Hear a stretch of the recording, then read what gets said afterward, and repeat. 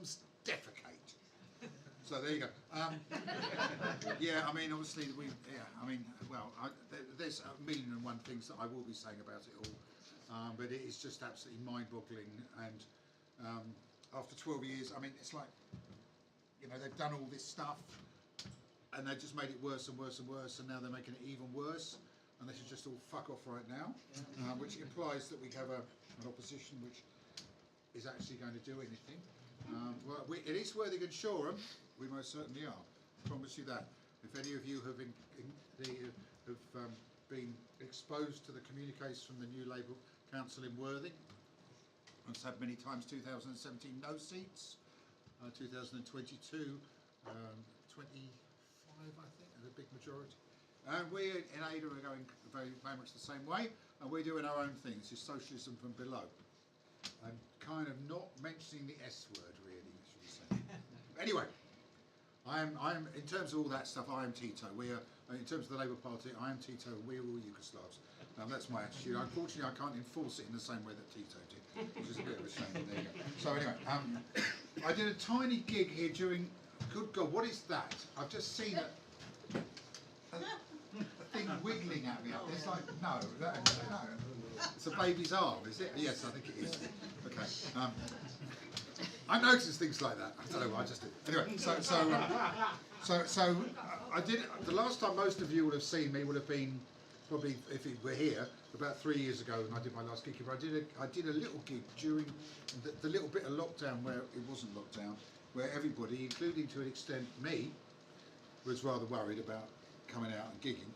But I did an open air gig in Ashburton at a festival that I felt really cool about, and I did a little gig on the way back because they wanted to try out their new stuff. And I said I really don't want more than about 12 people there for obvious reasons, and there were about 12 people there, and it was fun. And the new stuff is obviously working brilliantly. So can we have a big round of applause for the Arts?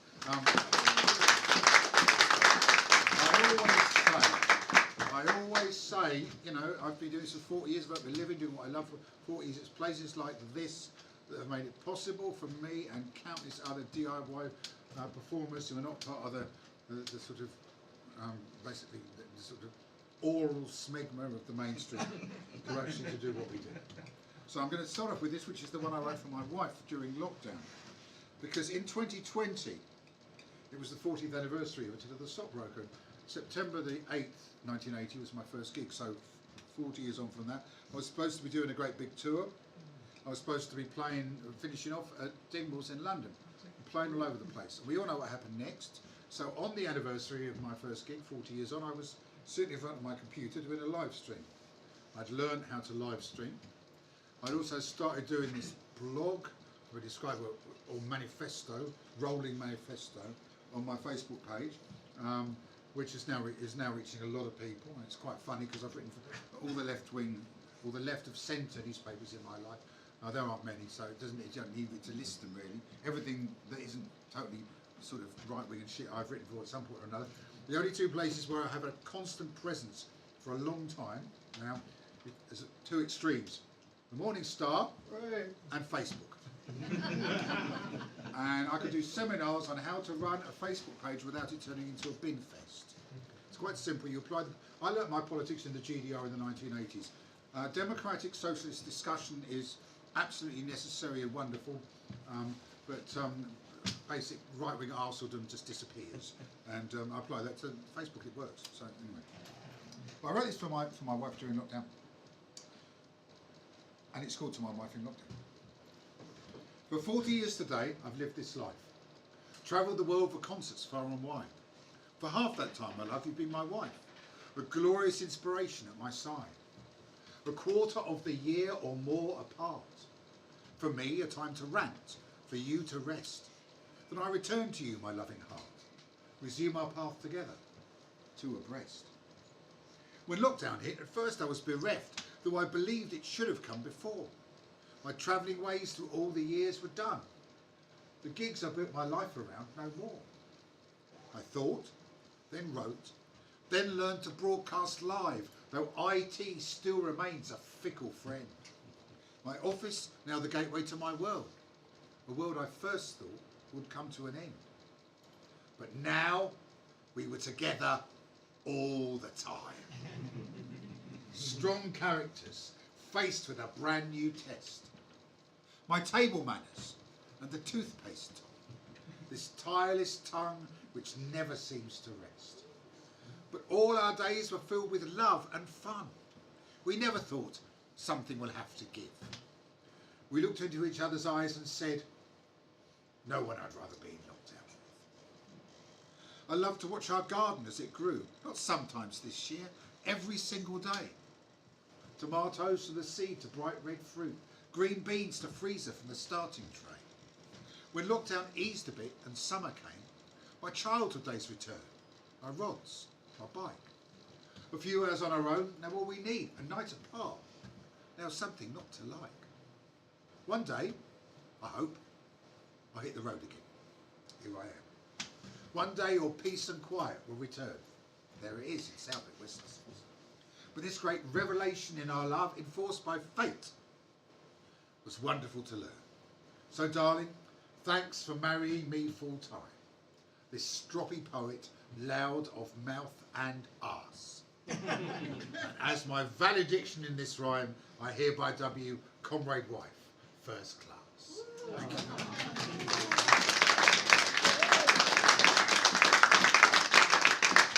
And in May last year, in between the lockdowns, there were the local elections, where my wife became the first ever Labour councillor for Southwick Green, the ward where the mother's side of my family have lived for 200 years. And you should have seen the face of the Tories at the count. We knew she was going to get in because basically she's been doing what a councillor should do, and the Tories haven't done, for 40 years of living in Southwick. And it was such a big story, such a big shock. It was actually a little feature of it in the news with the news of the election results. They did a little feature on Rabina winning Southwick Green. So of course I wrote a poem, but of course they didn't use it all because they couldn't. I'm not a politician, I'm a poet and musician, and a party line's not always going to fit in my position. But I'm proud of Rabina that I've been in my whole life. And that's really saying something, because I really love my wife. I really love my wife, and I'm so happy in our marriage. There's not one tiny bit of it that I want to disparage, so I hope I don't embarrass her. I hope that I don't blow it. She's now a local councillor. I'm still a punk rock poet. Now, I've written poetry about Starmer, Brown and Blair, and I've written poetry about her pubic hair. And I wrote some stirring verses for our canvassing campaign, which ended up in triumph as a great big Labour gain. The swinger was enormous, a humongous amount. You should have seen the faces of the Tories at the count. And when she won, I didn't shower her with rings and cars. I drove her up to M&S and bought her 3 new bras.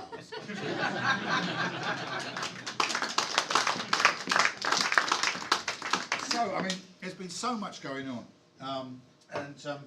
Obviously, most of it has been shit. And there have been so many poems that I've written for the last 40 years. And it's like, how much do I want my poems to go out of date? A lot. Do they ever go out of date? No. Which is absolutely ridiculous. So anyway, the next one, I don't know what it's like here. I'm sure it's literally shit as well.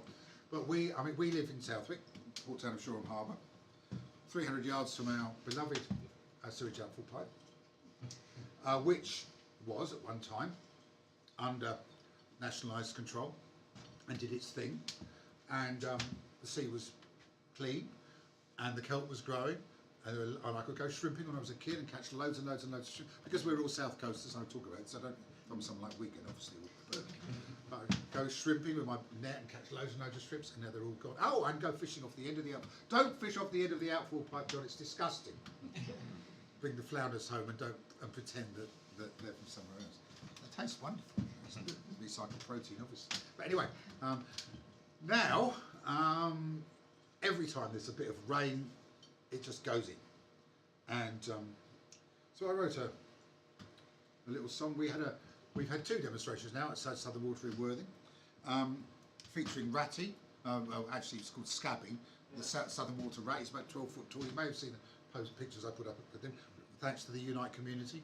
we're very, very involved in this campaign, and honestly, it is disgusting. Southern Waters Board have just won an award for all the dosh they hoard. The brown crown, how could we? They shove straight in the sea, because it saves them money. Brown crown, we know that means a coastline that is festering and shitty, but if you have a go at them, they'll tell you that's a pity, because Sid's got his shares. We've all had enough of it. We say renationalisation and tell Sid tough shit. No more brown crown. They're messing up the sea. Brown crown, really revoltingly. Brown crown. Everyone's swimming in poo. Bollocks to Southern Waters. I'm talking to Sid. I do all this different stuff. In 2018 I did an early music punk album. I've just done a dub poetry album. I never ever thought I would. I always knew I could. I've always loved reggae, always loved dub, always been able to do dub poetry. Tried out on sound systems even before I was Attila. But for obvious reasons, it's like, well, I've got to have really good backing, and I've got to have a kind of, it's got to feel right, and I've got to have the right words. And a mate of mine's son, Kingsley Salmon, just turned into a fantastic reggae producer. Been working at the Big Fish studio in Kingston with Freddie McGregor and Nimble Thompson. He sent me a load of dubs.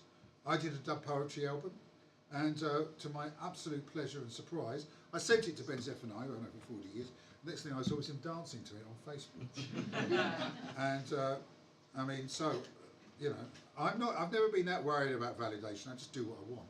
But it really meant something this time.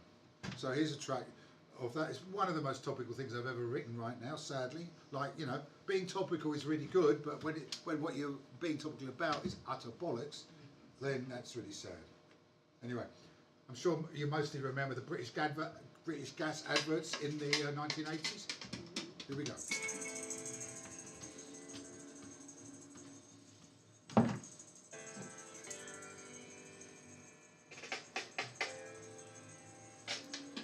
Tell Siddy better buy his mum a jumper.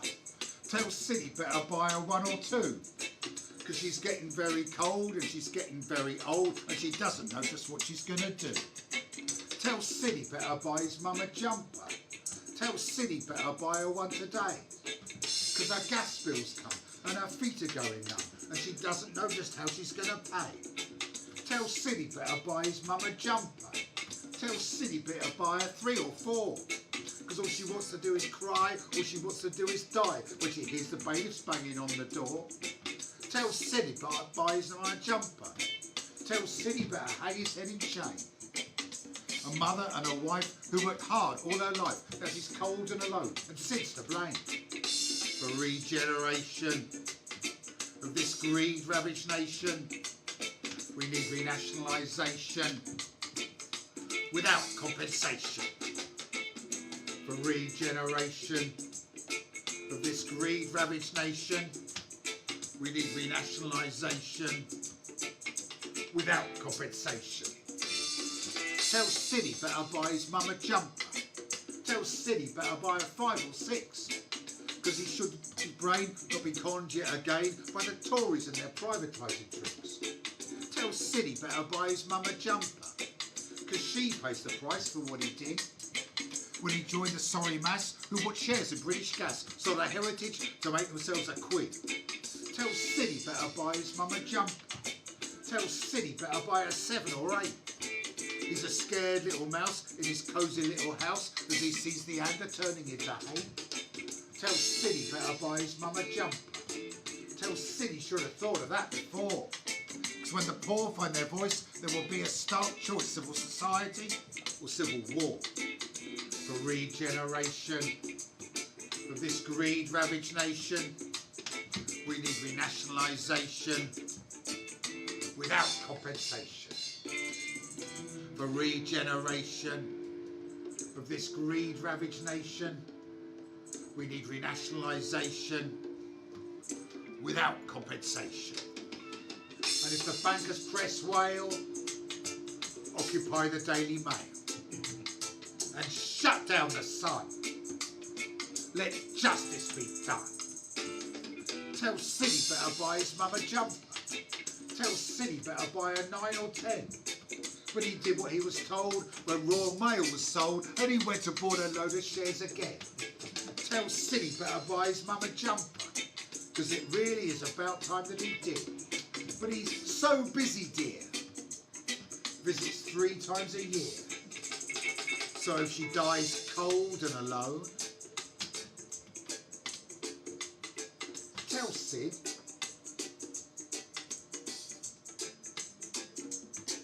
if she dies cold and alone, tell Sid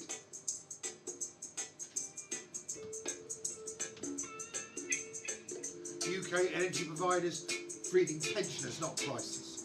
Enough is enough. Let's take back the power. And let's have the railways back too. And the stinking, disgusting Southern Water scum. Nationalise it and stick them in jail. Oh, and Sid, you're a selfish git, mate. Get your head out of X Factor, switch off the Daily Mail, and go and visit your mum, or it's too late.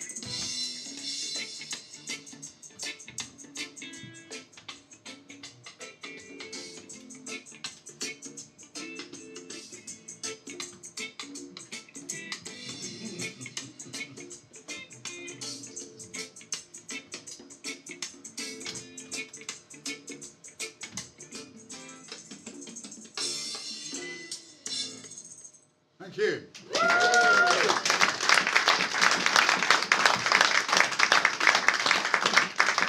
I'm going to do one more of these dub poems with the power testicle, and then lots of other stuff. But like I say in this next one, old punk on a new trip, not a special brew trip, not a dis new trip, not a slipping glue trip. Checking out fresh styles. That's what I do. In the last 6 years, I think I've done the 2 best albums I've ever done in my 60s. The early music punk one, Restoration Tragedy, and this dub poetry album. And this is the title track. It explains where I come from, what the origins were, and how this amazing culture that I suppose it's fair to say without being too big-headed, was one of the pioneers of in the early 1980s, is now spreading everywhere. This is called 40 Years in Rhyme.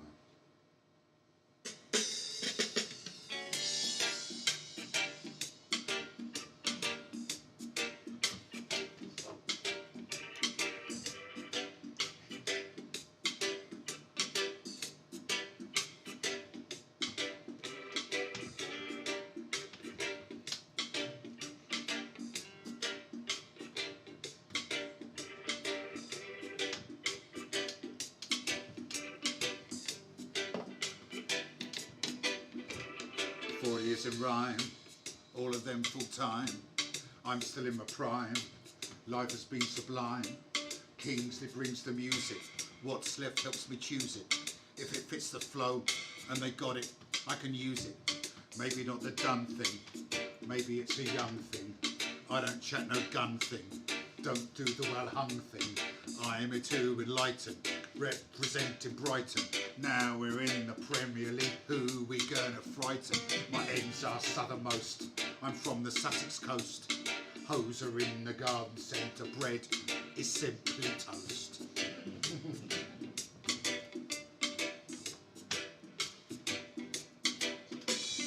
Don't give me a cup of tea when I'm getting uppity. Beer is my cup of tea. High specific gravity.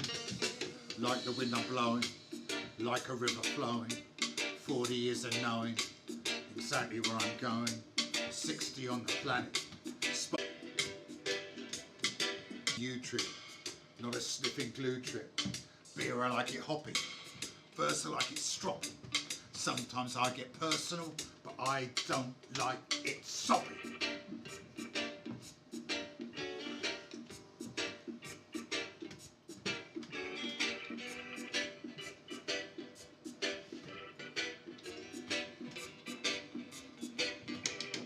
I remember Brother D. Grandmaster was legendary, but U-Roy was the first to show. Toasters started off this flow. Ranting verse, reggae chat, hip-hop grime, and all of that. We are simply spoken word. voices shouting to be heard. Yeah, when I started out, spoken word was people talking to each other. Now it's a fucking genre.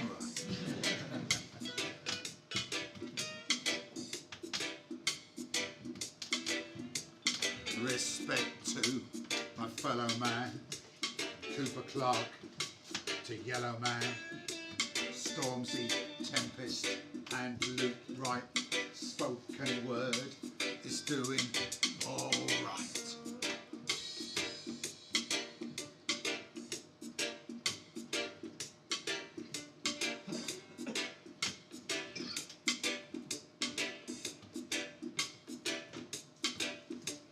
When I began, there was no scene. Looking back on all that's been, 40 years of chatting rhyme, having a fantastic time. So here I am, in my armchair with my slippers and a nice IPA, reminiscing. Am I bollocks? On it, out there, after COVID. Done 100 gigs this year, and my great mentor is Ivor Cutler. 89, I think, when he did his last gig. Don't know how long I've got, but I know where I'm going to be spending it. Dub it up, Kingsley, here we go. Power testicle in the house.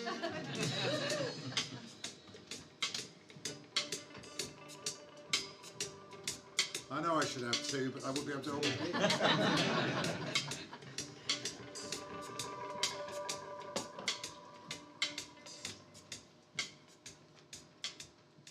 Thank you very much. Cheers.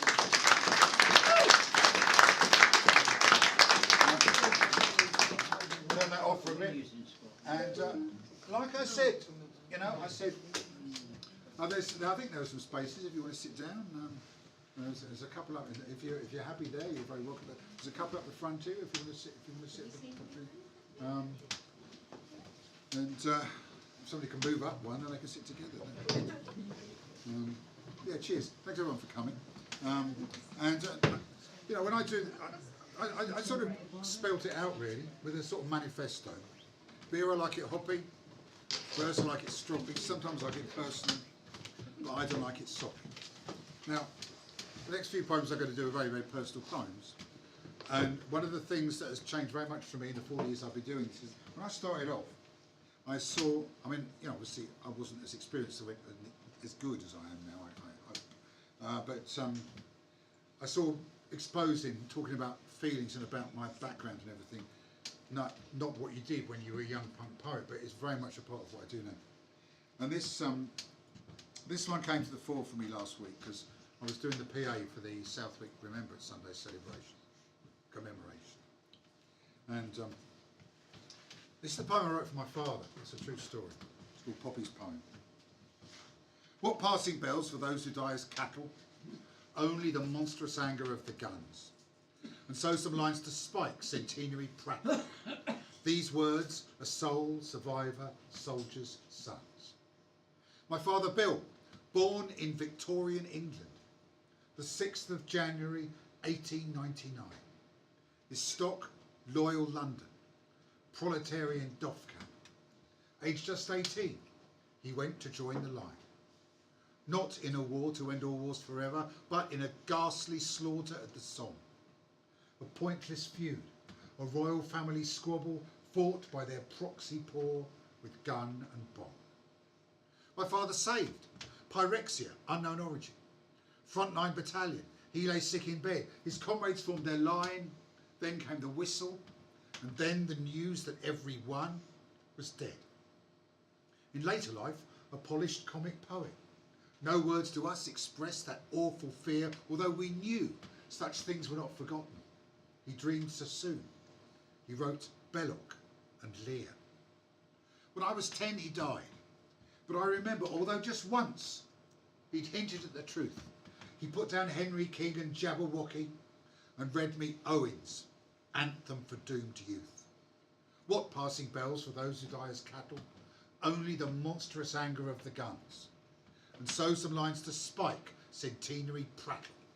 These words, a soul, survivor, soldiers, sons. And yeah, my dad died when I was 10. He was 69. He was 59 when I was born. He died when he was 69. It didn't help me much that obviously he lived to a relatively old age, because he was my dad. And I was born an uncle. I'm now a great uncle. My nephew, who's 72, came to see me in Swansea a couple of weeks ago. And then when I was 14, my mum said she was going to get married again, and I was really pleased because she was bringing me up on a widow's pension. She didn't have much money, and she was lonely, and I could really do with some male guidance. I met my stepfather to be. He was big. He worked for Brighton Tax Office. They caught it in the front room, and me and my little mates were playing. First time I ever bought Electric Warrior by T-Rex, watching the fly go round and round, and quite loud. No problem, nothing was said. Then they got married, and the day they got married, I was playing Electric Warrior by T-Rex quite loudly, and my stepfather, who'd just become my stepfather, came into my bedroom and said, "John, will you turn the music down, please?" And I said, "Why? It never worried you before." And he actually said, "I'm the head of the household now." Oh. Now look at me at 65 and imagine what I was like when I was 14. 37 years later, I wrote this poem, 2019, as he was dying. It's called Never Too Late. My father died when I was 10, and when she dried her tears, Mum met you in the choir. She'd known of you for years. I was so pleased when she told me that she would be your wife, and I look forward happily to a new man in my life. But you were the classical singer who thought rock and roll was junk, and I was the bowl and boogie boy who soon became a punk. You were the civil servant for whom everything had its place, and I was the left-wing activist, out there and in your face. Yes, you were the head of the household, and I was the stroppy kid. We wound each other up for sure. We flipped each other's lid, but later we both learned so much, and something new began. And here's a poem I wrote for you, you decent, gentle man. So I went off to my own life, left you and Mum to yours. A few words about football, then the sound of closing doors. But the passing of so many years gave us both time to reflect, and slowly, oh so slowly, we forged a new respect. When you were ill the first time and found it hard to walk, I'd take you to the hospital, and we would sit and talk. It felt so right and normal, and it was such a shame that it had taken all this time. Both stubborn, both to blame. Because you were the head of the household, and I was the stroppy kid. We wound each other up for sure. We flipped each other's lid, but later we both learned so much, and something new began. And here's a poem I wrote for you, you decent, gentle man. When Mum came down with Alzheimer's, 5 years you cooked and cared. And we were around there every day, so many thoughts were shared. Your simple, honest loyalty. The vows you made, you'd keep. No longer the big boss man, me, no longer the black sheep. Then came that day in hospital. The end was near, we knew. You told me, I do love you, John. I said, I love you too. You took my hand and squeezed it. Our eyes were filled with tears. The first time that we'd said that, it took 37 years. Because you were the head of the household and I was the stroppy kid. We wound each other up for sure. We flipped each other's lid, but later we both learned so much and something new began. And here's a poem I wrote for you, you decent, gentle man. It's never too late, never too late, never too late to say you love someone. If it wasn't too late for me and John, it's never too late for anyone. Oh. Cheers.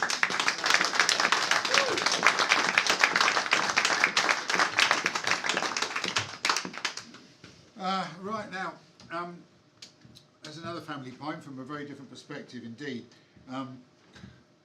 My stepfather was just one. I mean, he, you know, towards the end, we found a reconciliation, and I never completely fell out with all my other relatives.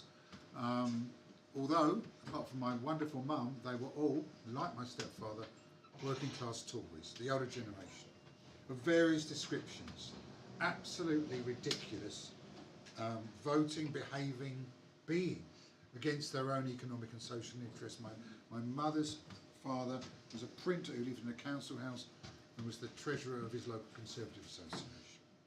And his wife, my grandmother, you'll hear about in a minute. But first, I'm going to do a poem which I wrote for my aunt, my mother's sister. My mum was a lovely Christian socialist, really sharp, left school at 16, really clever, was at Bletchley Park during the war. I might even do the poem I wrote about her long battle with Alzheimer's, if you can bear another teary one later on, but I don't think I will. I don't do that much often anymore. I've got so much other stuff to do. But yeah, I mean, I wrote this during my mum's long battle with Alzheimer's, when her sister would come to help, and her idea of helping was to sit there reading the Daily Express and occasionally quoting bits of it. And rather than strangle her, which would have made a difficult situation even more difficult, I wrote this poem, and it's dedicated to any of you who have relatives like that, and it's called Poison Pensioner. I've tried to work it out, but I just can't see how a cretin like you is related to me. Just one brain cell, and that one's a mess. Parroting rubbish from the Daily Express. Now, not the Sun, you'll say that was a rag. Delusions of grandeur from a jumped-up hag. But don't get ideas, you're as thick as a shoe. Poison Pensioner, this poem's for you. I've had it up to here and I'm cutting up rough. Distant relative, not distant enough. Ever thought of space travel, prejudiced cow? I'd suggest Uranus, but you're up there right now. With a monochrome vision of a world that's dead, a million Reader's Digests inside your head. I'd like to put vomit in your cheese fondue. Poison Pensioner, this poem's for you. You worked all your life in the public sector, and all you ever did was whine and hector, moan at the people who fought your cause, cheer for the Tories and their union laws. You were born in a council house, you clueless bitch, but you side with the right and you vote with the rich, bowing and scraping to the privileged few. Poison Pensioner, this poem's for you. You've a medal for meddling, that's for sure. If this was my house, then I'd show you the door. But my mum needs help and you're here to see her. So I sit and I listen to your verbal gonorrhea. Right now, I wish I was in her head, because mum won't remember a word you've said. Your compassionate act just got a bad review. Poison Pensioner, this poem's for you. Bossy yet servile. Some combination. Paralysed spine of a lick-spittle nation. Could have been a builder, ended up a tall, lifelong victim of divide and rule. You're a ragged-trousered philanthropist who wasn't even waiting for the boat you missed. You're a turkey voting for Christmas too. Poison Pensioner, this poem's for you. Cheers. Woo!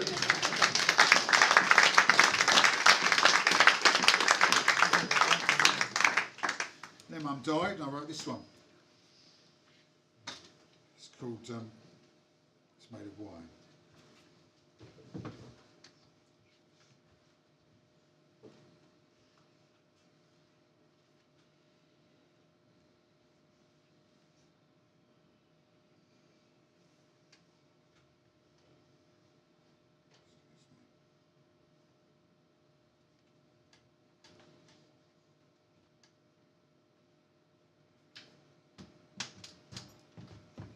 I just decided I want to do it today.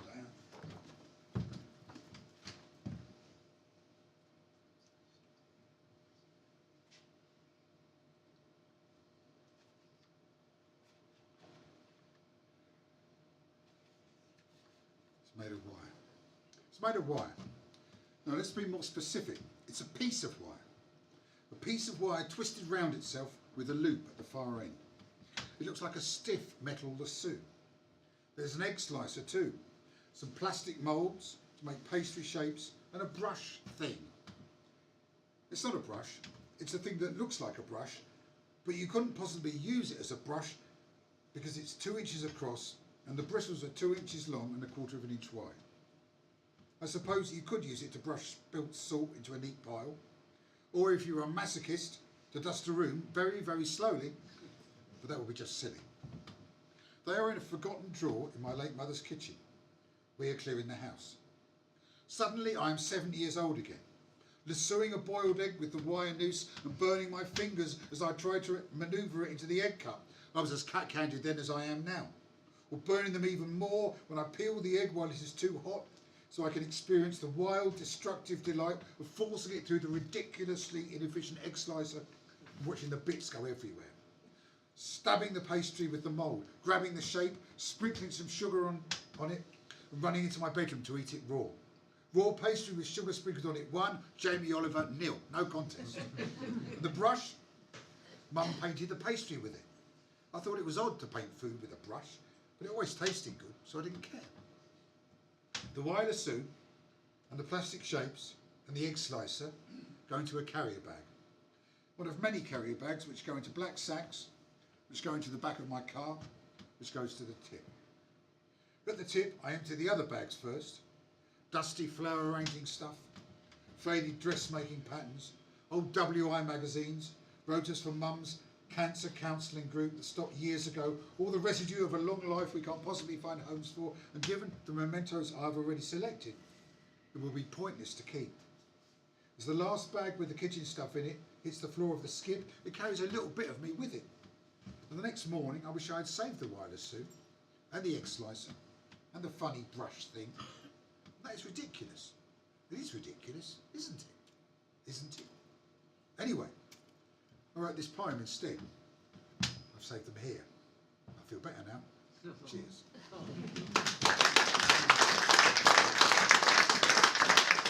So yeah, I mean, I'm writing about I'm writing about everything now. Just all, all aspects of life, and I'm going to, another one I'm going to do now is about Brexit bollocks. It has to be talked about. It is bollocks, obviously. It's even more bollocks than my power testicle over there. And I'm going to do 2 poems about it. The first one is from my perspective as a musician and poet. Remembering what it was like before 1992, because I'm 65 and I toured quite a lot in the 80s with bands, and I remember what used to happen.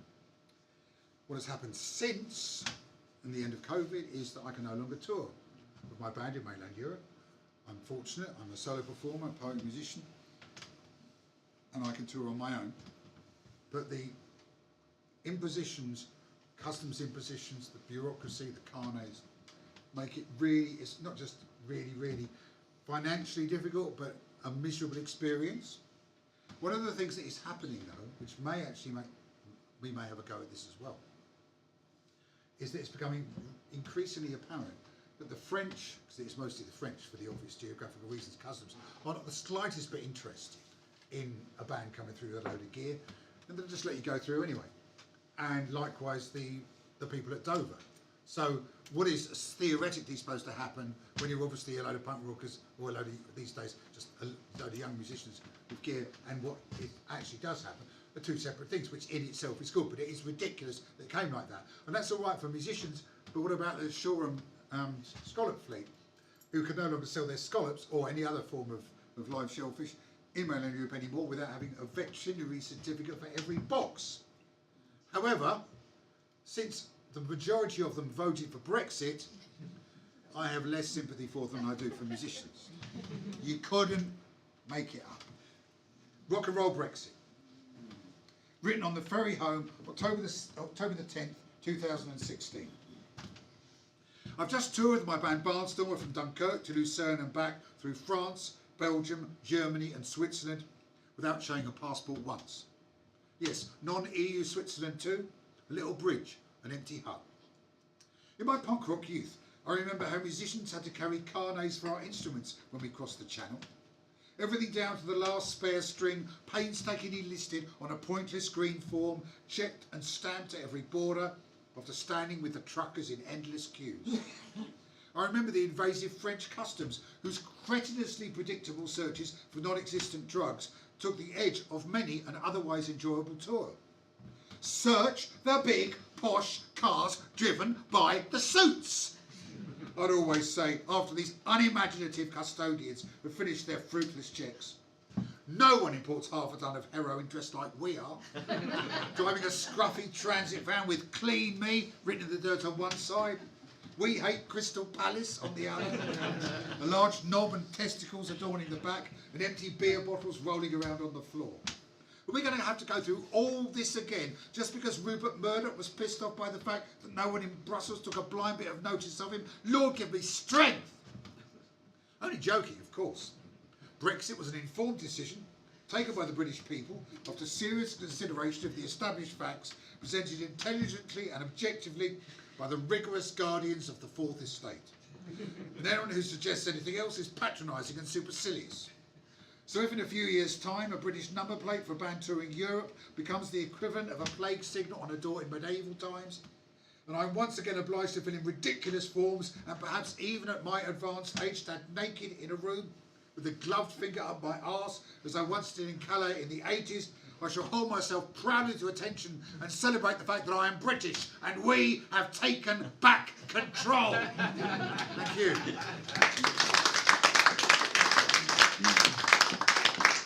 But of course there is another side to all this. I wrote this for my mate Ronnie in Hartlepool.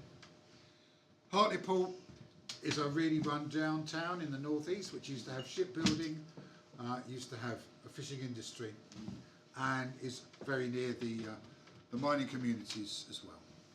Blackwell Colliery and all around there, Easington,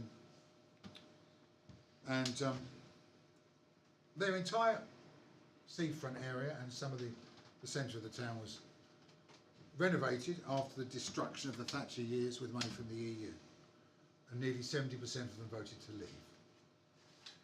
And I was talking to my mate Ronnie about how he and his mates felt about it, and afterwards I wrote this poem, which is actually on my dub poetry album with some wonderful music from Kingsley. But I'm going to do it a cappella. It's called Take Back Control. You tell me how you've suffered since the closure. I see the pain and sadness in your eyes. I feel your anger at our country's leaders who offer only platitudes and lies. At gigs, I hear so many of these stories, all different, but the message is the same. You're sick to death of scheming politicians, no longer going to play their poxy game. The referendum was your chance. You took it. They told you we'd be taking back control of jobs and factories and borders, a revolution wrapped up in a poll. The EU is a massive corporate bully, cheap labour and big profits at its core. I understand why you voted for Brexit, one chance to strike a blow in the class war. But it wasn't the EU that shut your pit down and sent Met thugs rampaging through your street. It didn't close your factories and workshops, smash down your union to brave defeat. No EU diktat caused the housing crisis, poll tax, bedroom tax or 0 hours. No, all of these were brought in by the Tories. Far worse to give those bastards brand new powers. So let's take back control with strong trade unions.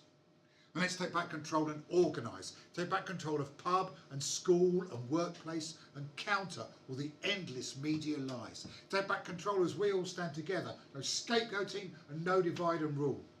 The future is unwritten and it's daunting. Please, don't let Brexit take you for a fool. Thank you.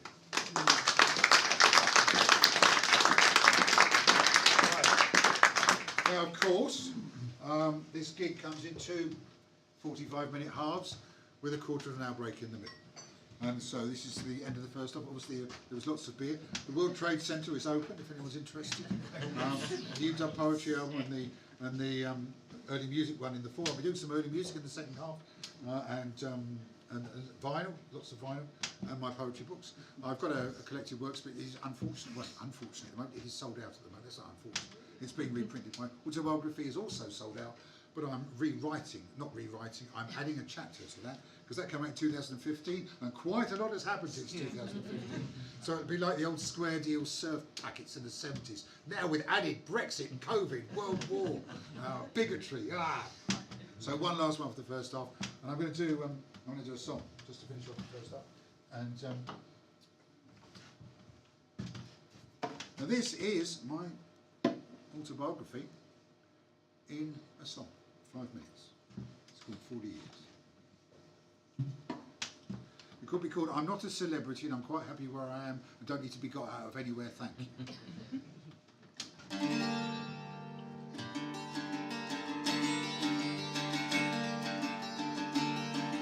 I look back on the early years almost a lifetime now.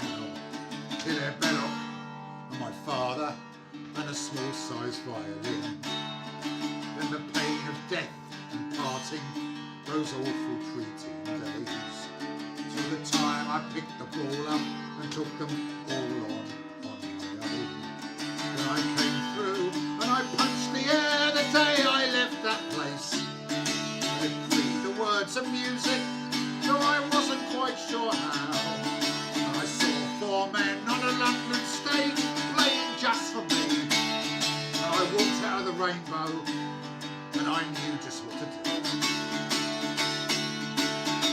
77 was year 0, and me, I was 19. I played the bass and wrote the words, but I wanted something more. So I travelled and I played the bass, and I put the bass away. And I wrote some words, blagged the gig, got up there on my own. And I felt the people understand, though this was something new.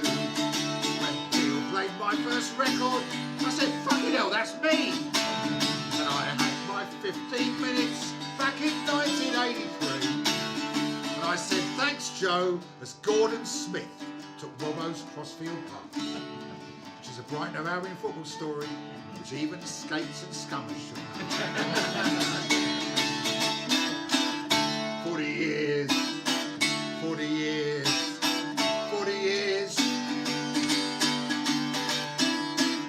40 years, 40 years, 40 years. But Gordon missed, and Thatcher ruled, and Warhol's words came true. I was writing all my best stuff, but the media said, you're done. I can't say it didn't hurt, but I am confident and strong. Once again I picked the ball up and took them all on my own. I was writing for the people I saw fighting for their lives. At All Green and at Wapping, at Greenham and Brick Lane. Not for journalists or telly, but for justice and for truth.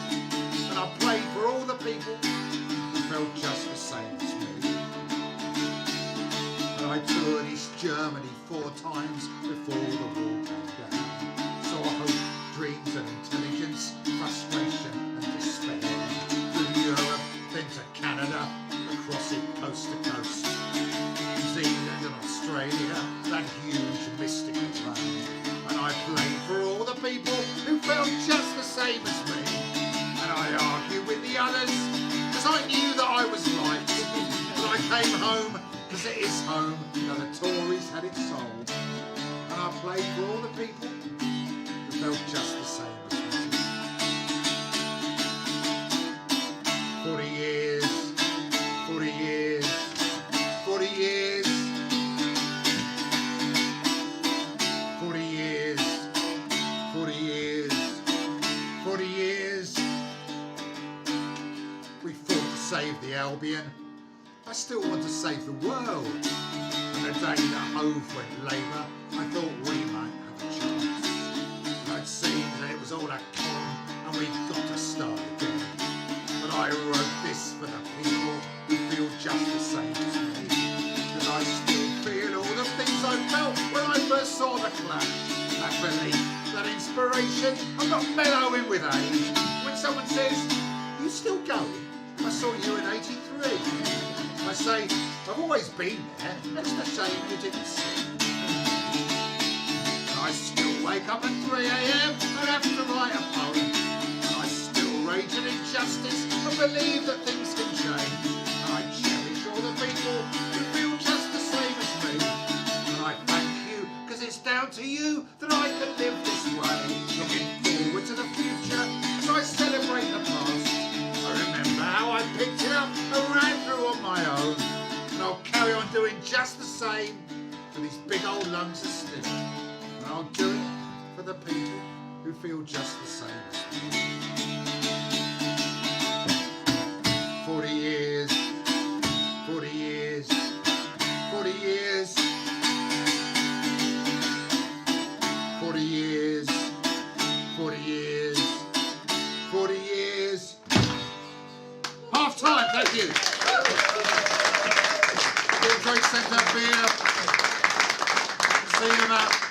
What a smile. Thanks very much for coming.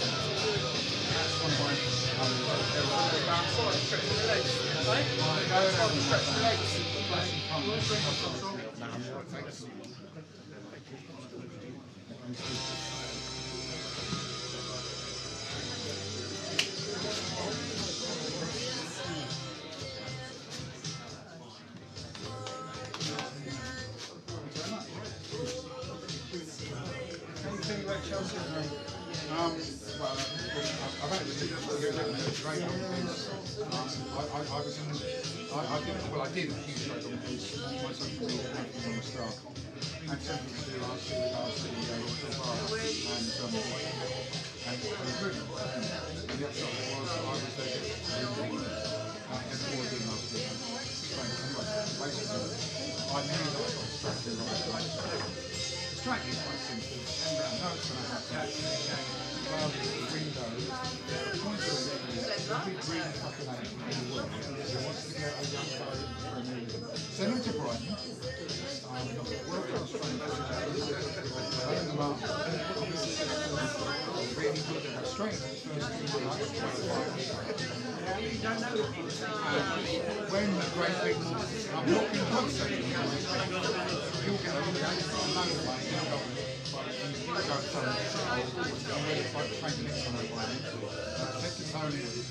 It's all very well, but it's a revolving door. That rare thing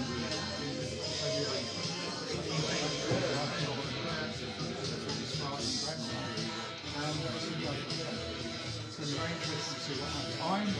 So far, you may have read the well, no, I read all the places. You've been a great supporter of Grand Cousin. Yeah, well, I'm flabbergasted.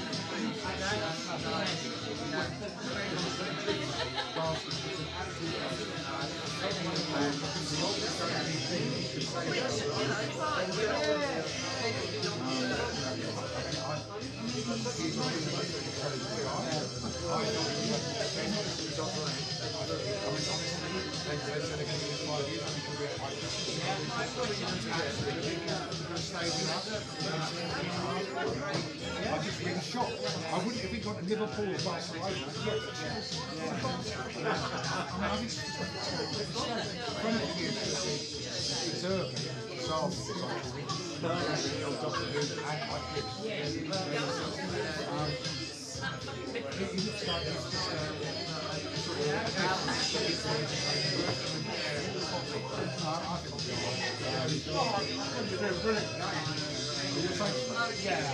when you had the same thing, 20 years ago, I remember when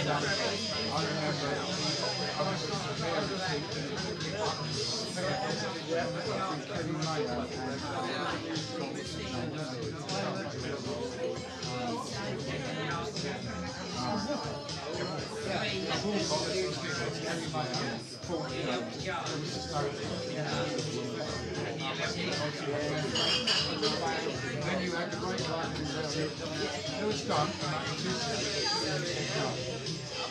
hopefully there'll be more like that. Have a look at the stuff. Twitter and stuff. I know. Remember, you retweet it from I get really surprised. So many pages.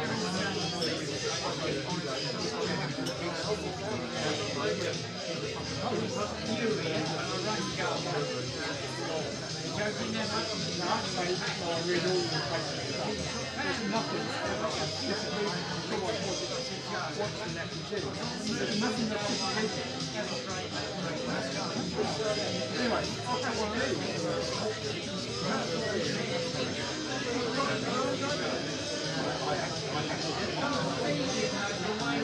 you're so big on Twitter or Instagram, are you?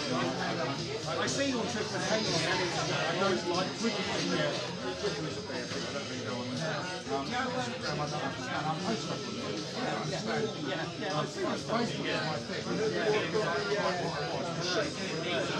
And like you say, you get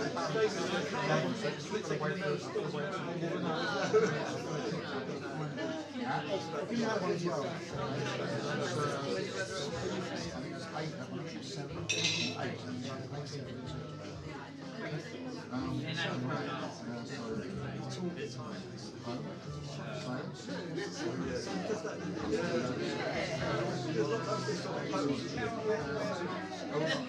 think it's 8,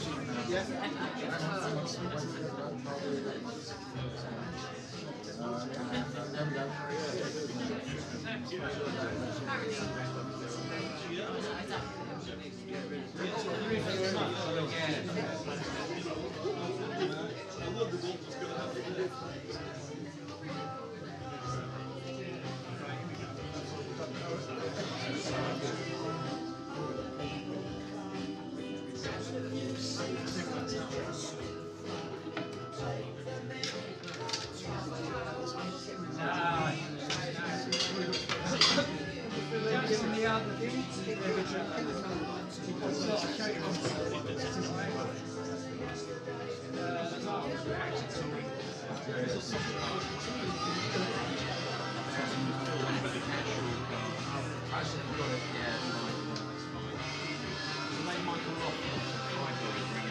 Oh yeah, a long time ago.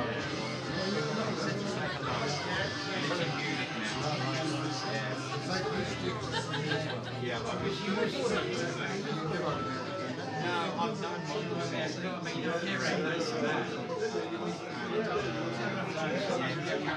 He has a Munich now, he's still promoting, but things are hard.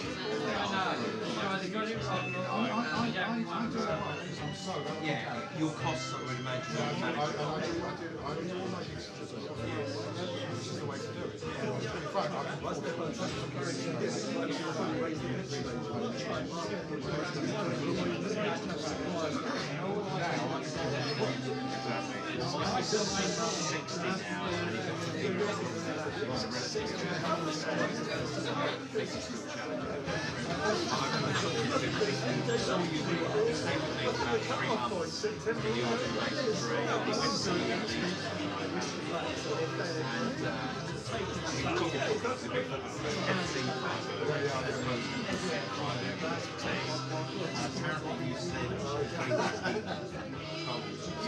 He's 60 now, and he's your reply was, if you went to Walsall with May 76, he's a genuine Rangers fan. And I'd been telling Michael about the trip just the previous week, so Michael was amused by that. You wrote that before you stepped there.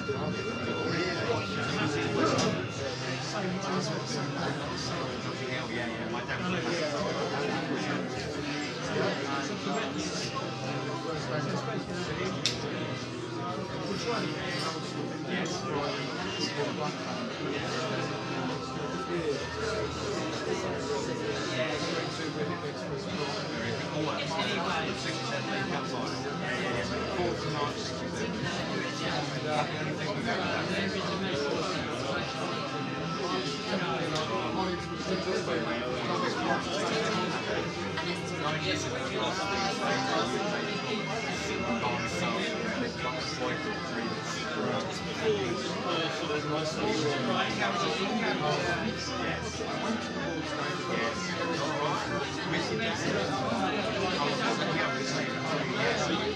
So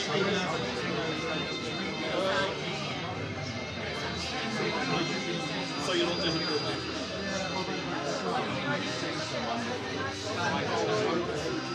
Best meal game I've ever seen. Probably my favourite movie.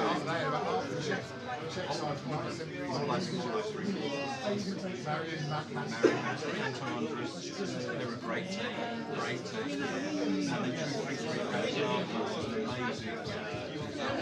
Never learned to joy. The English national I think it was their last Allison to play for England. Yeah, especially when it's talking about France, did that.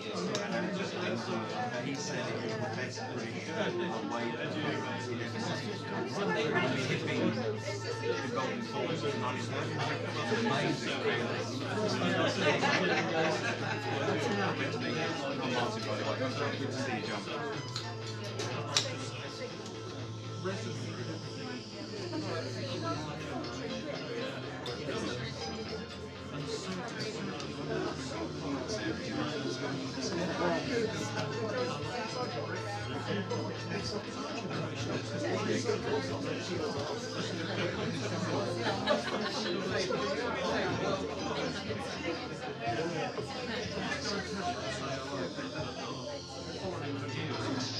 Never actually got to see him.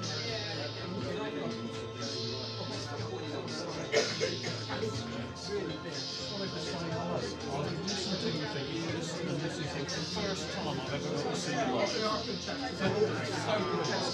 And everything you say resonates with me so much that our generation through this for everyone that comes behind. And I wouldn't want politics All we can do is stand up and say we're not like what. absolutely. My dad was a transform general.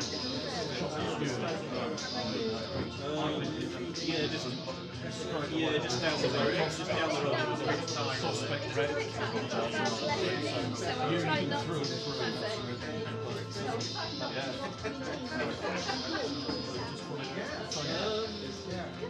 It's got no wall, but I running legs like she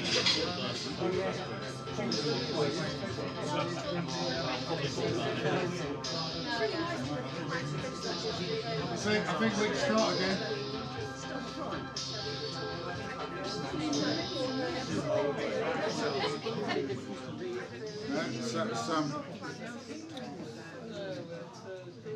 So yeah, I mean, I'm just going to do some. I mean, I've got so much material now. I mean, obviously I've been doing this for 40 years. I'm going to start off with this one. It's my oldest memory, really. My oldest sort of definite kind of real political awakening. And I was 9. It's called my 9th birthday, which was October the 21st, 1966, so not that long ago in terms of this year.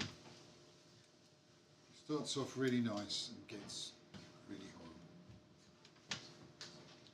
I'm sure it won't surprise you to learn I was a proper little show-off. Too clever by half, said my Victorian grandmother who lived in the flat downstairs. You spoil it, Muriel. Children should be seen and not heard. Be quiet, John. When you begin to pay a little, then you can begin to say a little. There were plenty more such epithets. If I asked what was for tea on the days she was in charge of me, she'd always say, "Our pie and a walk round," or "bread and pullet." And when she read about the latest exploits of the royal family, or anyone else remotely wealthy or privileged, in the pages of her beloved Daily Express, she'd often exclaim with heartfelt approval, "It's not for the likes of us." When years later, I read The Ragged Trouser Philanthropist by Robert Tressel and heard that particular servile catchphrase again, I felt retrospectively vindicated in my instinctive determination back then to do the exact opposite of nearly everything she told me. Despite my grandmother's best efforts, I was seen, heard and then some, in school and out. Self-assured and confident, playing the violin and recorder, writing little poems and songs, and about to begin a massive project about the American Civil War, based on the battle stories printed on the back of the unbelievably gory bubblegum picture cards we boys brought on our way to school. Cards with titles like Crushed by the Wheels, Wall of Corpses and Messenger of Death. If you're male and over 60, you may well remember. My form teacher liked me and let me help other kids in class. I had lots of friends, and if wannabe bullies hit me, I hit them back. Like I say, a proper little show-off. It was my 9th birthday. At Manor Hall Junior School, when it was your birthday, you couldn't wait till lunchtime, but you had to. Then he stood in front of everyone else in the canteen.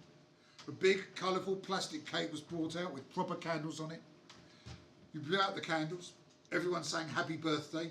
Even the kids who thought you were a show-off wanker. The teachers made sure of that. And you got the chance to grab a handful of sweets from a big jar. As far as I can remember, I was the only one with a birthday that day, so I had everyone's undivided attention. I was really looking forward to it. But I never got to show off, and I didn't want to show off. My 9th birthday was different. It was October the 21st, 1966. Before we went to the canteen for lunch and my little birthday cameo, we were told there was going to be a special assembly in the school hall. Everyone wondered what had happened.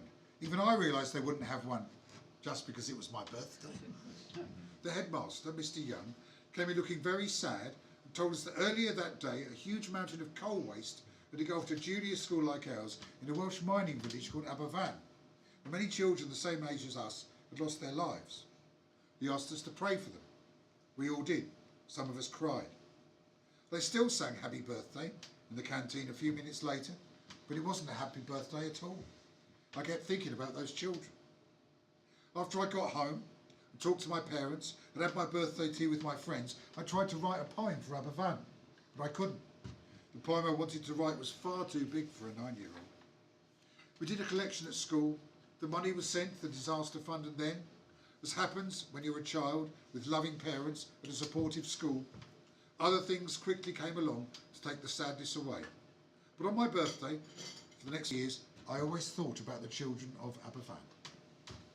Years later, I learned about the underground springs below colliery waste tip number 7 on the hill above the village, which caused the coal waste to turn to slurry and crash down on the school.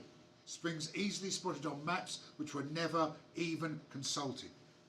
I learned about the negligence of the authorities and the insensitivity of the press. Some things never change. I learned about the father who, as the inquest into his child's death declared the cause to be asphyxia and multiple injuries, shouted out, "No, sir, buried alive by the National Coal Board." I learned how a ruling was made that parents had somehow to prove their children's deaths had caused them anguish before they could benefit from the disaster fund, and that some of the money from that fund was used to clear the other waste tips of Aberfan because the Coal Board refused to pay for it to be done. I learned about the long-term psychological effects of the disaster on the whole village. In short, I learned how the lives of working class people, of working class children, were held cheap, so cheap. But that was much later. Back then I was a child, a proper little show-off who didn't want to show off on his 9th birthday, trying to write a poem for children like him, for the children of Aberfan. Thanks.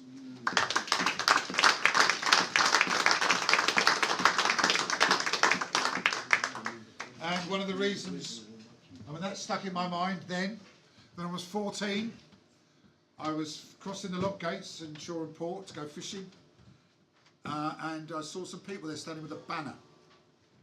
And being a talkative, inquisitive sort of chap, I walked over and said, what's the banner for? And they said, we're miners from Kent and we're protesting about the fact that they're shipping coal through this port trying to break the strike. I knew there was a miners' strike. And so I talked to them, I found out all about it. I already knew a little bit, but I definitely thought that what was happening was really wrong. I went home and this was the period when my stepfather hadn't actually married my mother. They were still sort of courting, but he was there. And I said, I've just met some miners protesting about the fact that the coal's being imported to break the strike. And my stepfather, who came from a really, really poor background in Pompey, said, the miners are holding the country to ransom.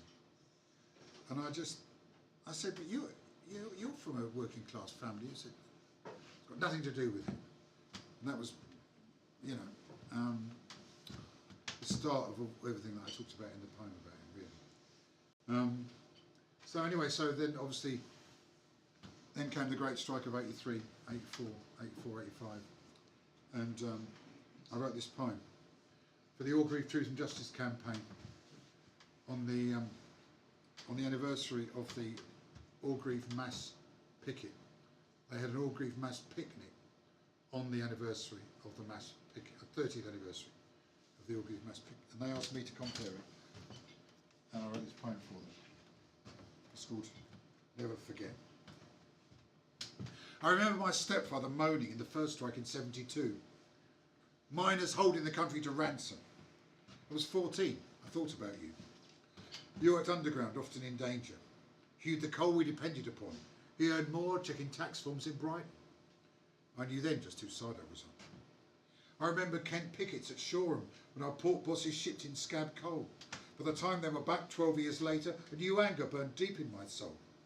You'd won once, but this time will be harder, for your foe was no bumbling Heath, it was Thatcher.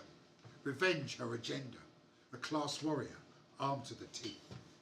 You were miners on strike for your future, for your pits, your communities, ways. We were punks, poets, anarchists, lesbians, theatre groups, Rastafarians, gays. Different worlds in a rainbow alliance, fired up and determined to win. And Thatcher loved us all together, punk or miner, the enemy within. As a poet, I crisscrossed the country, from Durham to Yorkshire to Kent, doing benefits, arguing, learning, raising funds that were so quickly spent, playing a tiny role in that great battle that you fought so hard and to the last, a battle so proudly remembered, now that 30 long years have gone past. I remember those pictures from Orgreave, police faces contorted with hate, the communities brutalised, battered by the raw, naked power of the state. If it took guns and tanks to defeat you, she'd have used guns and tanks on you too. The veneer of democracy shattered, the hired thugs of the privileged few. After Orgreave came Wapping, then Hillsborough. With the press and police on her side, Thatcher smiled as the printers were beaten and those 96 football fans died. She had a quite brazen agenda, summed up perfectly well when she said that there's no such a thing as society. Don't blame us for being glad that she's dead. Now the bankers destroy the economy, and the poor and the sick get the blame. And a once proud and strong labour movement is shackled and timid and tame. But this poet will always remember the brave men and women I met. We will carry on fighting for justice, and will never, no never, forget. Woo! Thanks.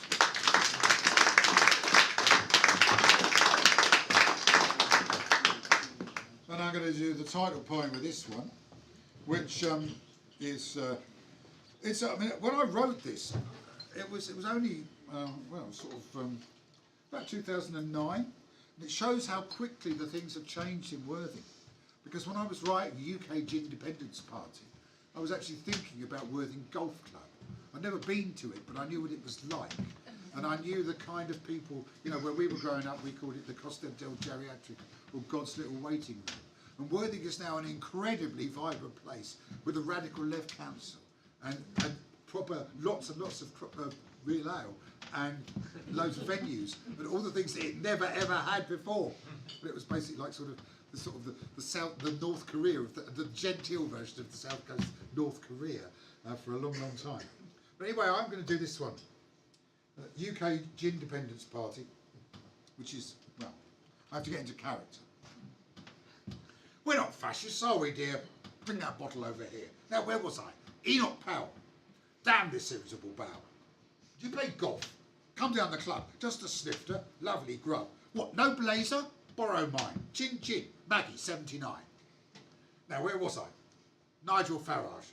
Dear, more bottles in the garage. Really don't want to disparage, but he should pronounce it Farage. Agincourt to Waterloo showed those Frenchies what to do. Entente cordiale, bloody shame. Wonder how he got that name. Now, where was I? Edward Heath. Awful man with awful teeth. He's the one who started this, led us into the abyss. It would have been so much easier to have teamed up with Rhodesia. There's definitely a sort of kind of a demographic issue on this one. Bloody Poles. This gin is strong. Oh, it's vodka. Got that wrong. Now, where was I? Fascist? No. I fought them, I'll have you know. Well, I nearly did. Too young. Something's happening to my tongue. Bloody Poles. I need a kip. Do you have one more? Just a nip. Upstairs, ere my senses fail. Eileen, where's the Daily Mail? One last potting shot, young man. Country's going down the pan. Anyone with half a brain is selling up an off to Spain. Part of that's in Europe, true, but not the bit we're going to. Bloody Poles. My poor old head. See yourself out. Off to bed.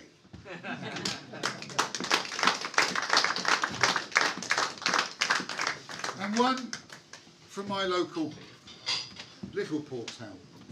Obviously, you have a much bigger one, but just 200 yards from our front door was the scene of the most extreme pub conversion there's ever been. It was in fact the very definition of a pub conversion, and it was so surreal, the whole event was so surreal that I had to write about it. This is called Missionaries.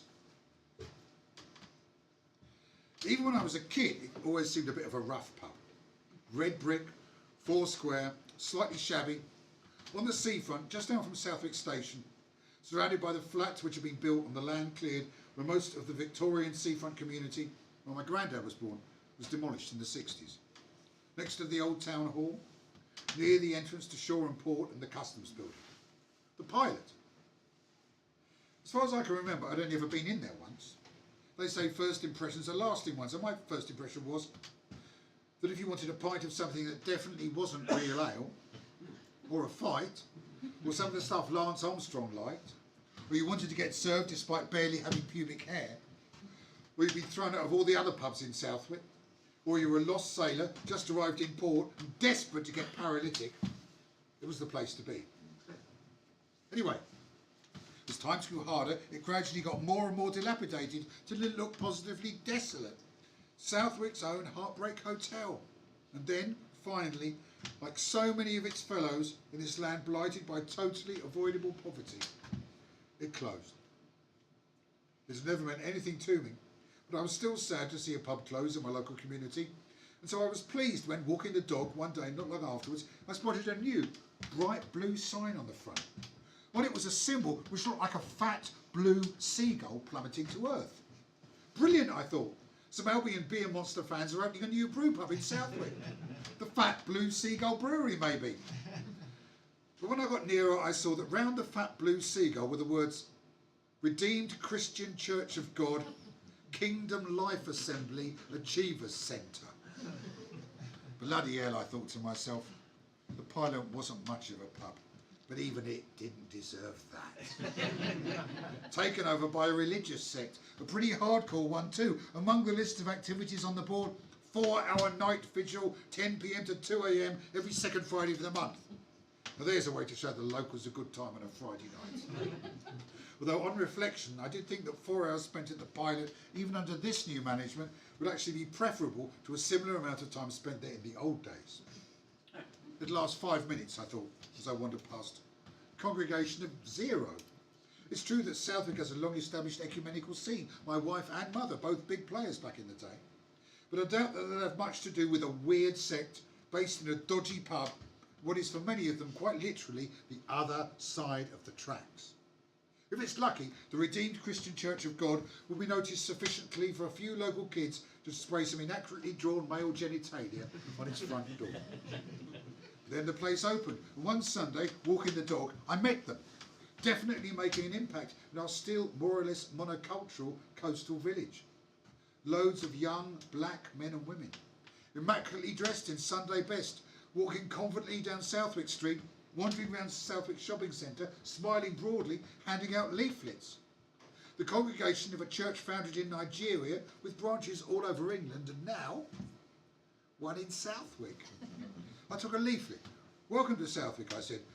They don't try and converting me because I'm a Marxist-Leninist. I thought of the irony. Hey, Dr. Livingston, what goes around comes around. How are you getting on, I said. Natives friendly? Okay, they said. But a few weeks later, they'd gone, moved to an estate in Fishersgate, a mile away. Maybe it was me. Southwick, no chance. Hotbed of Marxism, Leninism. Anyway, there are missionaries in Fishersgate now. It's one of the most deprived areas in the county. It needs help. Personally, I don't think it needs the Redeemed Christian Church of God any more than Africa needed Dr. Livingstone. But maybe they'll do some good. At the very least, they should find it a bit less dangerous than Eden, because to the best of my knowledge, in Fishersgate, they don't have cannibal stories, just cannabis ones. Thanks.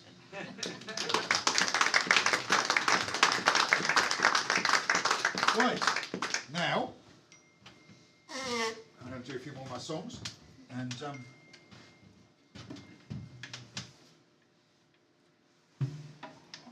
I thought I'd turn the notifications thingy off on my phone. It's just pinged, which it doesn't matter now, but if it pings when I'm playing a reggae track, it's really fucking annoying. Mysterious message from a mate in Papua New Guinea just arrived. Never played. They played in Australia 4 times, New Zealand 3 times, Canada 6, States 4, all over mainland Europe. I never played in Papua New Guinea. Played in Albania in 1989, illegally. Went over to see a football match for my mates with 50 football fans organised by When Saturday Comes, and last night they had this is when it was still Stalinist, and they had this awful Beatles covers band as was supposed to be the entertainment, which was interesting in a way because, you know, in 1989 the official line in Albania was still that pop music was bourgeois and decadent, but there was an awful Beatles covers band playing awful Beatles covers, instrumental Beatles covers, and they had a break, and I said to Steve, come on, let's do it. So I grabbed the bass, he grabbed the guitar, we roped in the drummer, and we played Blitzkrieg Bop and a couple of Newtown erotic songs.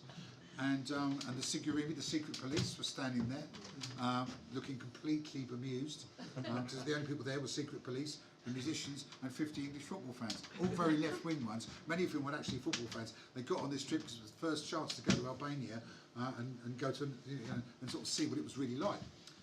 Anyway, so but nothing really happened then. But 12 years later. More than that, bloody hell. 22 years later.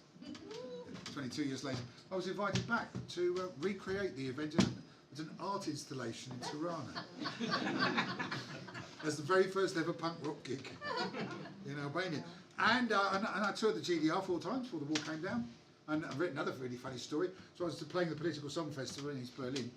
And there was mostly the fashion at the time, the mullets were very popular in the GDR. I don't mean the ones we catch off the.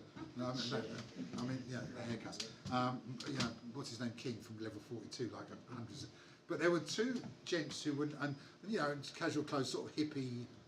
There were 2 gents who were very much in suits with little red badges, and they were obviously Asian. And I thought to myself, I think I know where they're from. And they came up to me and said, I'm not going to do the accent. They came up and said, hello Attila, we're from the Democratic People's Republic of Korea. We would like you to come and perform at the World Festival of Youth and Students, which is being held in our capital, Pyongyang, later this year. 1989, this was.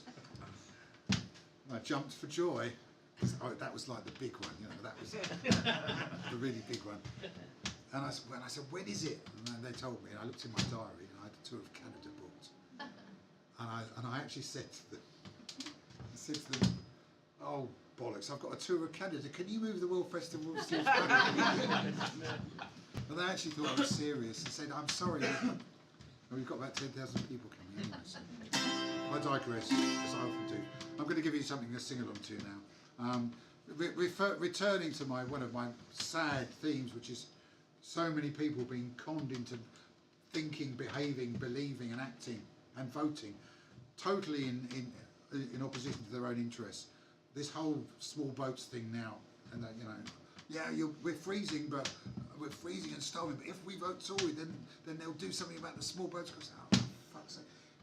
So anyway, so 2008, when the bankers were destroying the economy, and the ruling class called it a credit crunch. They wanted to stop people thinking it was actually capitalism wrecking people's lives. So they come up with all kinds of ludicrous things, like calling it a credit crunch, which sounds like a breakfast cereal.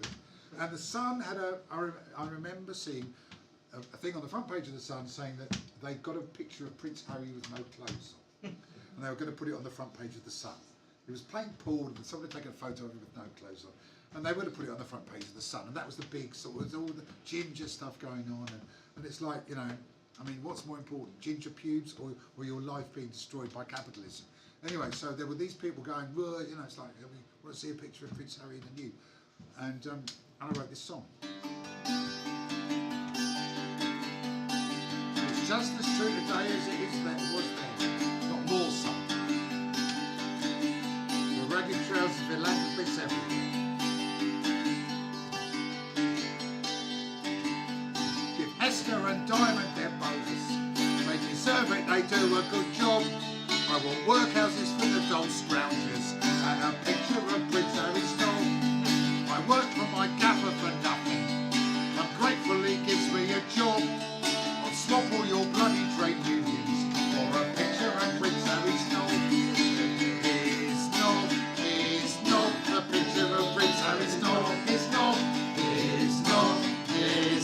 a picture of Prince Harry's dog. That's very, very good. That's really good. Be proud of yourselves. I didn't have to ask you. They wouldn't be like that in Portsmouth. Scummers sing out of the States. Well, you're just popping in South Africa to me, I don't know. The country, it just can't afford it. Those strikers, they're all rent a mob. They should hold off their caps and be happy with a picture of Prince Harry's knob. Don't give me your bleeding heart lecture, you middle class guardian snob.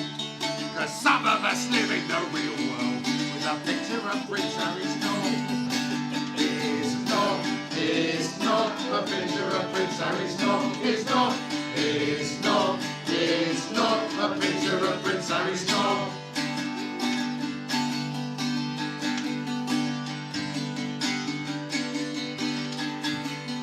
You lefties and loonies and liberals, it's time you shut your bloody gob.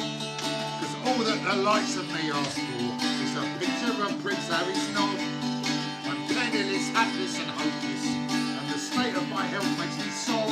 But I'll work like a slave for my betters with my picture of Prince Harry's knob. Here we go. It's not a picture of Prince Harry's knob. It's not a picture of Prince Harry's knob. One more time. It's not a picture of Prince Harry's knob. It's not a picture of Prince Harry's knob. So read the Sun and I'll believe with my picture of Prince Harry's knob. Cheers.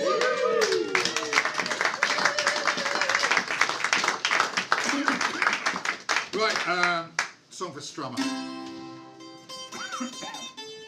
For Richard David from Clash Against the Right. I think he's they've gone because he's not feeling too well at the moment. But it's for him anyway. And I wrote this after Strummer died, and I never met him. I just didn't want to be just another punk rocker coming up and saying, "I'll show you're my hero, you changed my life." I just thought we'd meet up when we were in our 70s and I'll buy him a pint, and then suddenly he wasn't there anymore. So I wrote this song called Commandante Joe.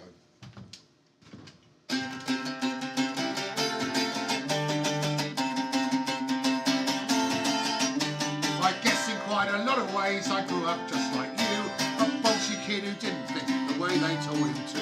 He kicked over the statues, the roots rock rebel star, who knew that punk was more than just the sound of a guitar. And I'll always remember that night at the Rainbow, when he wrote a soundtrack for my life, Commandante Joe.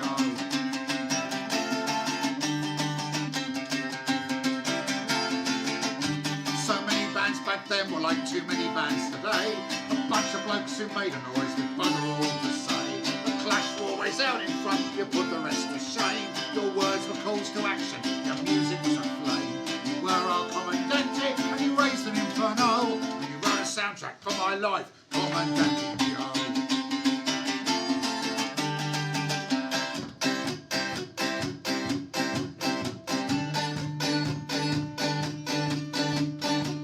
In the Palais, midnight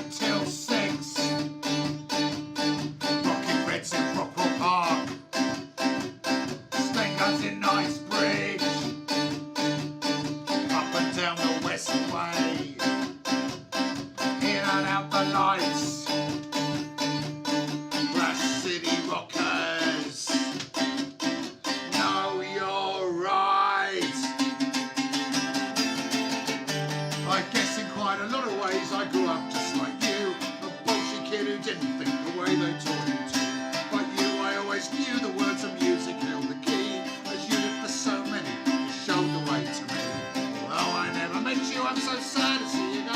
She wrote a soundtrack for my life, Commandant Joe. Although I never met you, I'm so sad to see you go.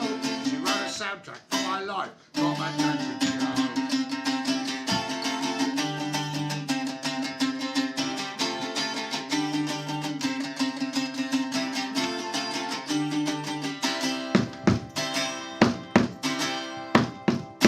Cheers.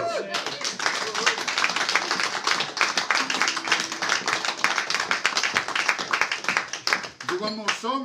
Very rarely do I do covers. But I heard this song and it just immediately became one of my favourite songs ever. It's by a young 26-year-old singer-songwriter from the Black Country called Jess Silk, who I absolutely love. She's one of the best songwriters I've ever heard, and certainly the best I've ever heard of her generation. And it is wonderful and brilliant to hear somebody a lot less than half my age sticking up for, espousing and putting forward the values that we, that we believe in. And she wrote a song called "If Home Is Where the Heart Is," and I heard it. I just thought, oh, that's me as well. But she was writing about how wonderful it was starting off doing this wonderful thing where you get to travel around, do gigs, earn your living, have fun, and drink an awful lot of beer, or in her case, cider. And what a great way that is to earn a living, instead of having to do the kind of jobs that a lot of people have to do which they don't like. And I heard that and I just thought, yeah, and I wrote my own version of it. So this is for Jess. I'm actually playing with her on Saturday in Malvern. Tomorrow I'm playing in Stalybridge, which is actually nearly her hometown. But another great black country singer-songwriter, a young black country singer-songwriter called Sam Drazy. So I'll have to do a shorter set, which is a bit of a shame, but there you go. I can go on an awful long time, When we were battling, now I know we're 7th in the Premier League now, but when we were battling to save the club 30 years, 25 years ago, I once did a 10.5-hour sponsored gig to raise money for the Albion. Raised over £2,000, and I carried on all the way through. It was in my local The Evening Star in Brighton.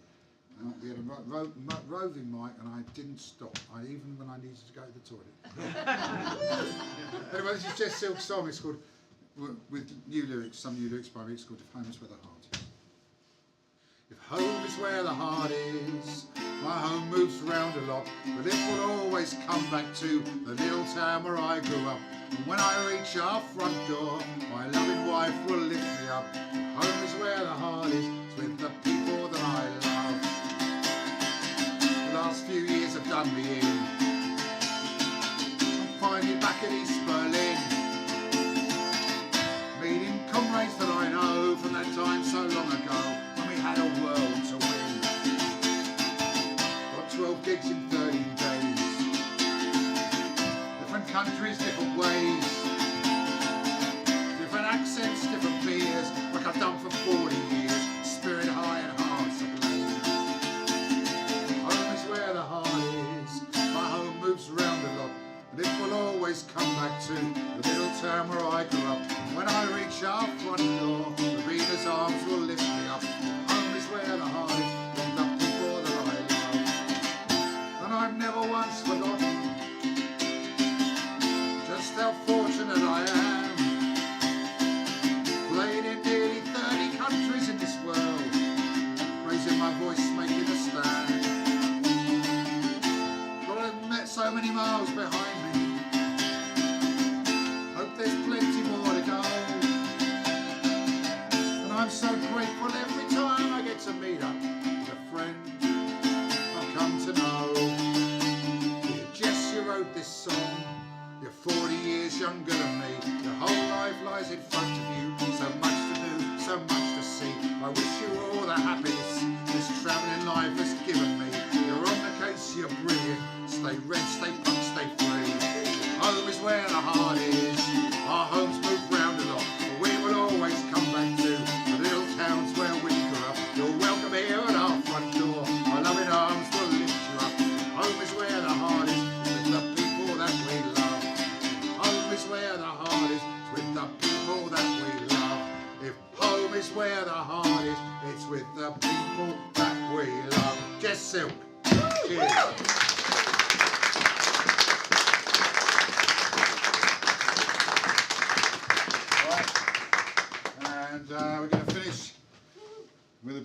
haven't done. I must do a bit of this as well. Now, the power testing will just have to wait a second. Let me just see just how long I'm going on here. Oh, it's not too bad. Okay.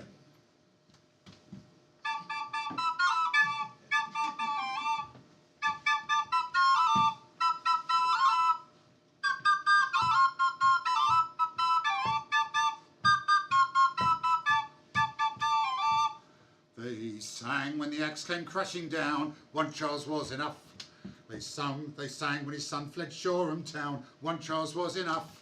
When that son returned, though he'd won no wars, with acts of oblivion changed the laws, there were many still stood for the good old cause, one Charles was enough.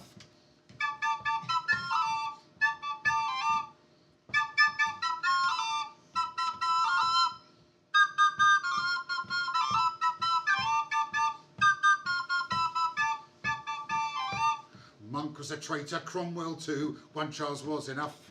The levellers and diggers should have had their due, one Charles was enough. Now times moved on and it's quite absurd that we're going to crown a Charles III when we gave birth the first and the second the bird, one Charles was enough. Cheers. I'm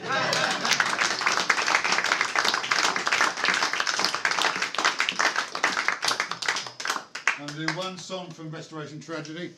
I have two choices with this song. I can either play the mandola or the crumhorn. And it's impossible to do both at the same time. Normally I play the mandola, well, it's a toss-up really, depending how I feel. How much wind I've got. I have COPD and it's not easy to play this. But tonight I feel fairly confident, so I'm going to do it a cappella and play the crumhorn. This song is about the leader of the Ranters, Ebenezer Copp, the Ranters of 1649. So, okay, the king was, it was a civil war, you all know that, I'm sure. In January 1649, after the victory of the New Model Army, Charles I was executed. So he was God's emissary on earth, and he had divine right, and he was executed. So after that, anything was possible. Obviously, we know about the levellers, the diggers, basically a group of agrarian squatters made their stand in St George's Hill and were crushed by Cromwell, who instigated a kind of a horrible Puritan rule which didn't fulfil the wishes and aspirations of the people, and at the same time was miserable and banned things like dancing and beer and, and everything that was any good really, Christmas and all that stuff. And although banning Christmas till December is, in my opinion, a good idea. So that's another matter of time. But in opposition to this, Ebenezer Copp and the Ranters emerged in defiance of the Puritan laws.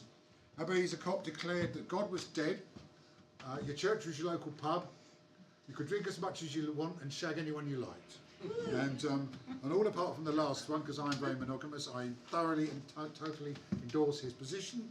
And I'm going to do the song which I wrote, which is from all historical records, completely accurate, and one particular bit is apparently totally accurate. I did a t-shirt with it on. You will know the bit I'm talking about in a minute. Ebenezer Copp.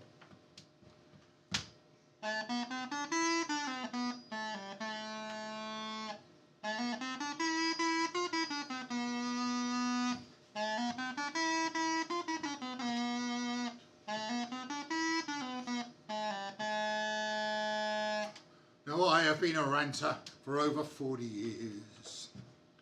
I've done nearly 4,000 gigs and drunk a lot of beers. Sometimes I have ranted and then partied till I drop. But I'm a fucking lightweight next to Ebenezer Copp. Ebenezer was a ranter back in 1649. When he heard Charles had lost his head, he drank his weight in wine. He shouted, "Top is bottom, and bottom shall be top." And then he got his knob out, Ebenezer Copp.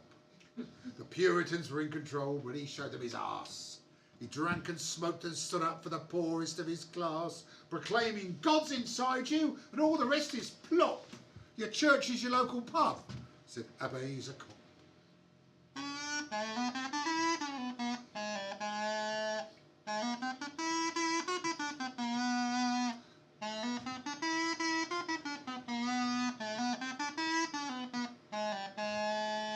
He stood beside the diggers as they ploughed in the mud.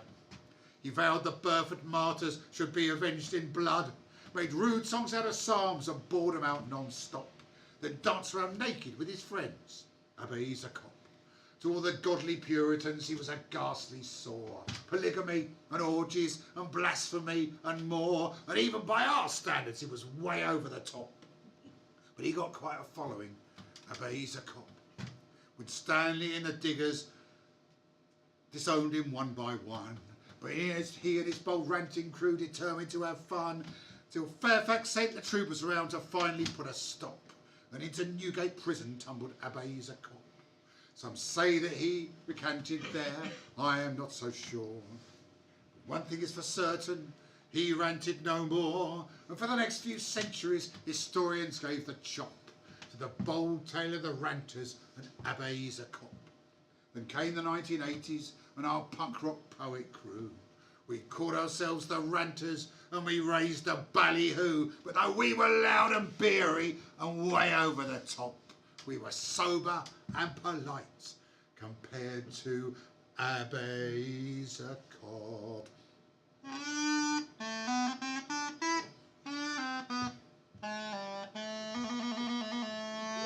Thank you.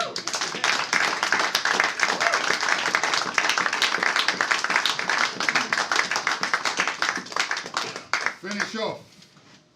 I'm going to do 2 or 3 of my dub poems, and so I'll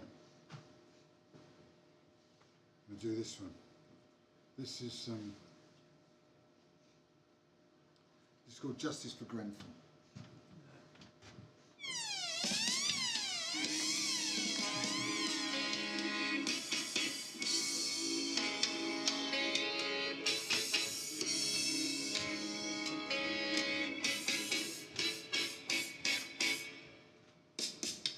Clues in the name, Royal Borough. We serve Knightsbridge, not Latimer Road. We're here for our quality voters, with a moneyed and tasteful postcode. We tolerate you since we have to, and we hope that you'll soon move elsewhere. Until then, you'll do our legal duty. If you cause any problems, beware. Your flats are all crumbling eyesores. Your neighbours are your social betters. They paid millions to live in this area. Some are next door to scroungers and debtors. So it's time to refurbish your building. Not with fire doors, sprinklers and care, but with cladding to make it look nicer, so the rich can pretend you're not there.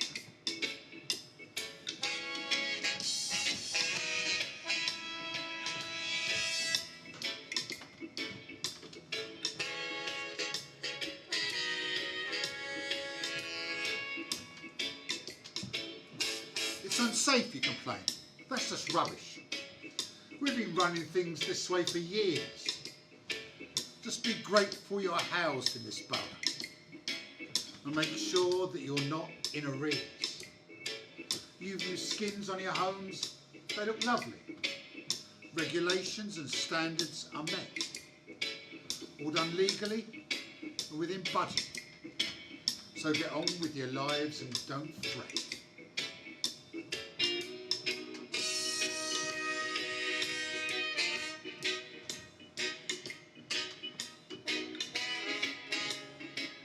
Music from Kingsley Salmon and his band, the King Solomon Band, straight out of Cheltenham and Gloucester. They're originally from Harlow in Essex, where I lived for 10 years.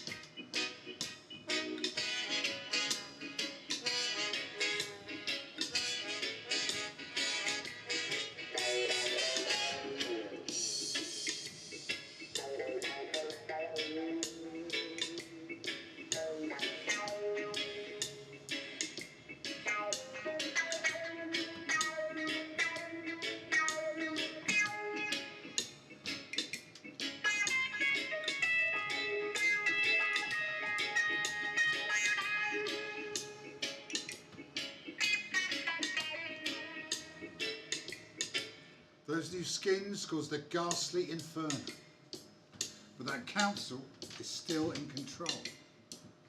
Though some shall be charged with manslaughter, and the rest all relieved of their role, while the people cry, "Justice for Grenfell," in the name of those folk left alone, in a world where appearances mattered more than flesh, skin, hair, muscle and bone.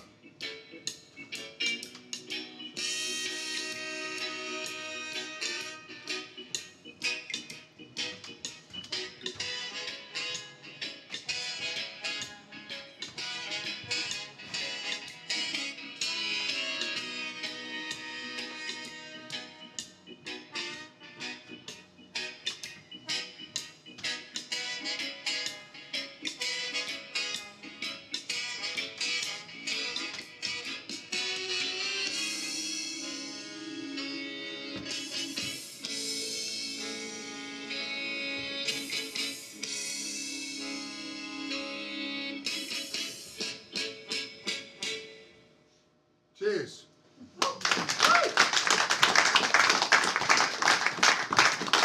Let's do one more of these and then a poem to finish. The next one, I just 40 years in rhyme, okay, but 2015 I wasn't sure that I was going to get there.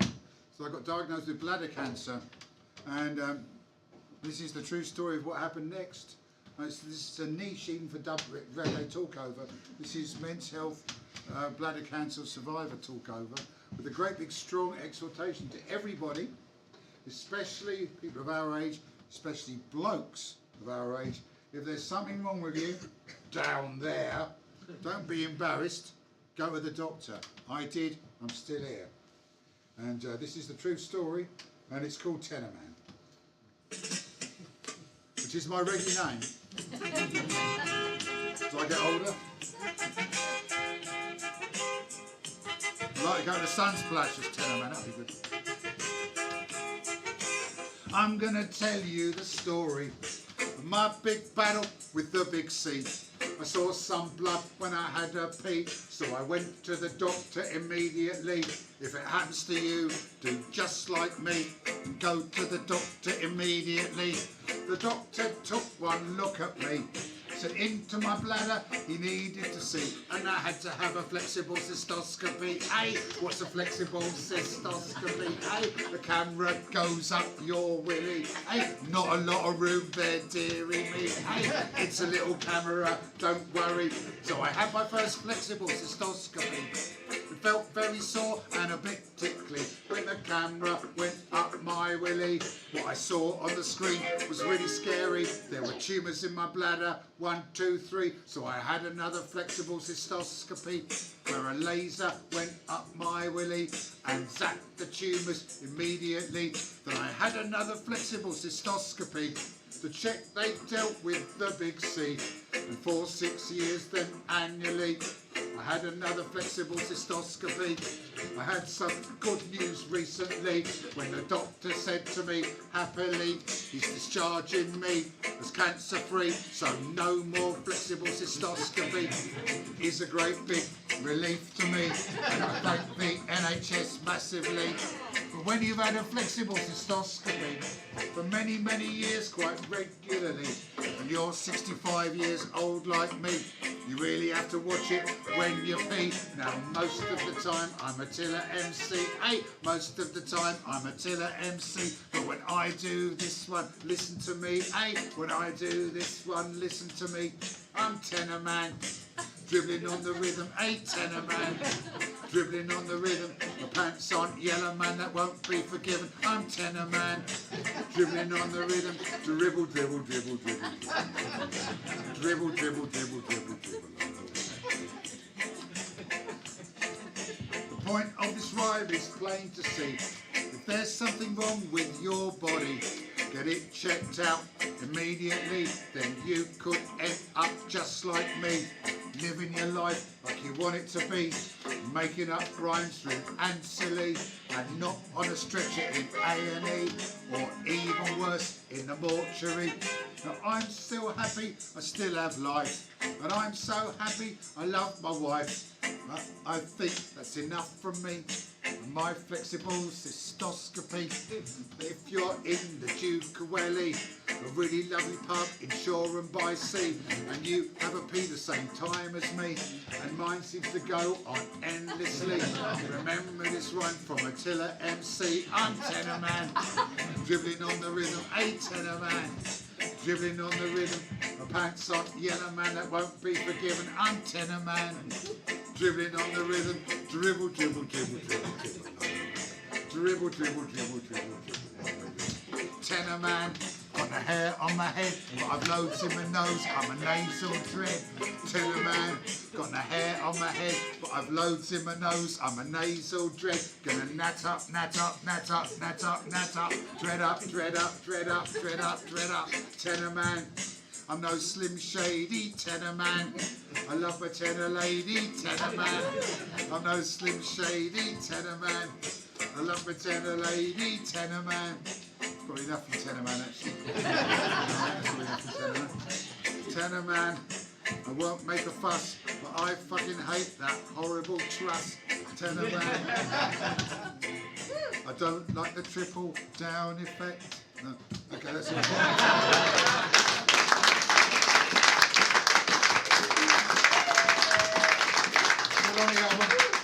It is a right and a wrong, they're in a load more. I mean, so I'm really, I never thought I'd do it. I'm so happy with it. And when Ben Zephaniah started dancing around to it, told me he thought it was brilliant. He said the funny thing, he said you know, the great thing about it is John, he said you're just being yourself. And I said, yeah, of course I am. I'm not going to start talking about ganja and Rastafari.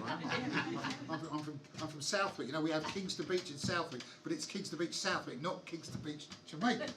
So thank you for coming, everybody. And thank you to the Art House, you know, Rick and Jan and everybody here. I start as I finish. I finish as I start to say support your local independent venues. That's what we need. You know, we all need them. Support them. It's brilliant, this place. It really is. And I've still got to say though, that thing, it's not, you know, I mean, I've got, This is not a head. it's just, I mean, you know, it needs some attachments underneath it. I've got a pair of, when I did a testicular cancer awareness thing because of my bladder cancer. I did a testicular cancer awareness cycle ride for Brighton Hove Albion Football Club, part of IAB in the community. And then you get, and they give you bike balls afterwards, which are like, it's a backlight for your bicycle, which dangles down, and it's obviously red, and it dangles, and it's very testicular, and it's great. And so I bought 4 pairs of them. I got 4. Bunches under there. Anyway, yeah, I like a milk cake. I mean, I do all this stuff, all this very, very angry, very passionate, very serious stuff. But ultimately, you know, I'm a Marxist Poppinsist. I mean, you know, Brett, Marx, everybody in their place. But one of my favourite cultural quotes was from Mary Poppins: "A spoonful of sugar helps the medicine go down." Anyway, or cheese in some cases. Actually. Anyway, so last one. Thanks for listening. This is called Spirit of the Age. Moving from dub to rap. You know, that's what I do. You've got to be young and black to rap, right? So I've no chance because I'm old, punk rock and white. You've got to be young and black to rap. Wrong. Anyone can rap or write a punk rock song. So don't look at me with scorn or derision. I don't accept boundaries of cultural division. I'm MC Attila and I'm right in your face. So listen up, folks, because I ain't going no place. This rap's called Spirit of the Age. All my life, I'm going to be on stage, millions of ideas buzzing around my head, and I'll be rapping till the day I'm dead. Age 48. I wasn't sedate, rancid rule, just strum it, it's my soul. At 49, I was doing just fine, reeling in the right, I'm a verbal fishing line. 50, I was nifty, so don't look at me like I'm sad or I'm shifty. 51, I'd have had some fun if Brighton scored 10 and Crystal Palace scored none. 52, I was talking to you, and I make more sense than Blink 182. 53, top of the tree, red rebel rhymes and rapping rebel poetry. 54, like I said before, show me a fascist, I'll show him the floor. 55, still cutting it live, or boring arty poets took a nosedive. 56, I was high in the mix, this old punk rocker, I learned some new tricks. 57, still first 11, drinking real ale like it's manna from heaven. 58, I was fueling debate, giving it straight for the 51st state. 59, laying down the line, pulling out words and watching them intertwine. 60, still demanding attention. I won't be drawing my punk rock pension. I tell you, now I'm 65, I'll still be rapping as long as I'm alive. Thanks very much for listening.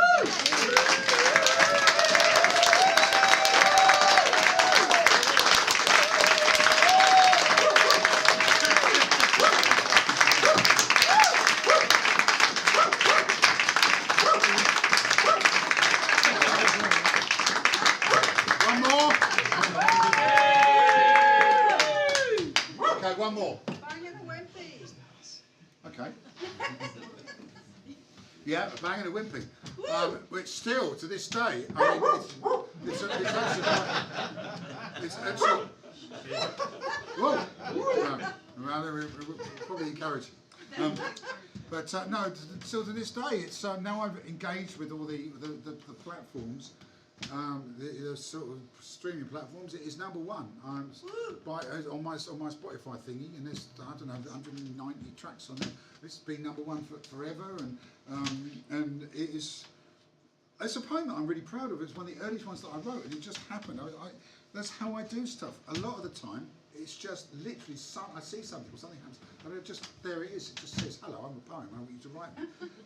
So I was at Victoria Station waiting for a friend of mine, and in those days there was a wimpy bar next to it, next to the platform. And I was hungry, so I went in there, and there was kids mucking around with a penknife, sort of sniffing glue. They were about 9.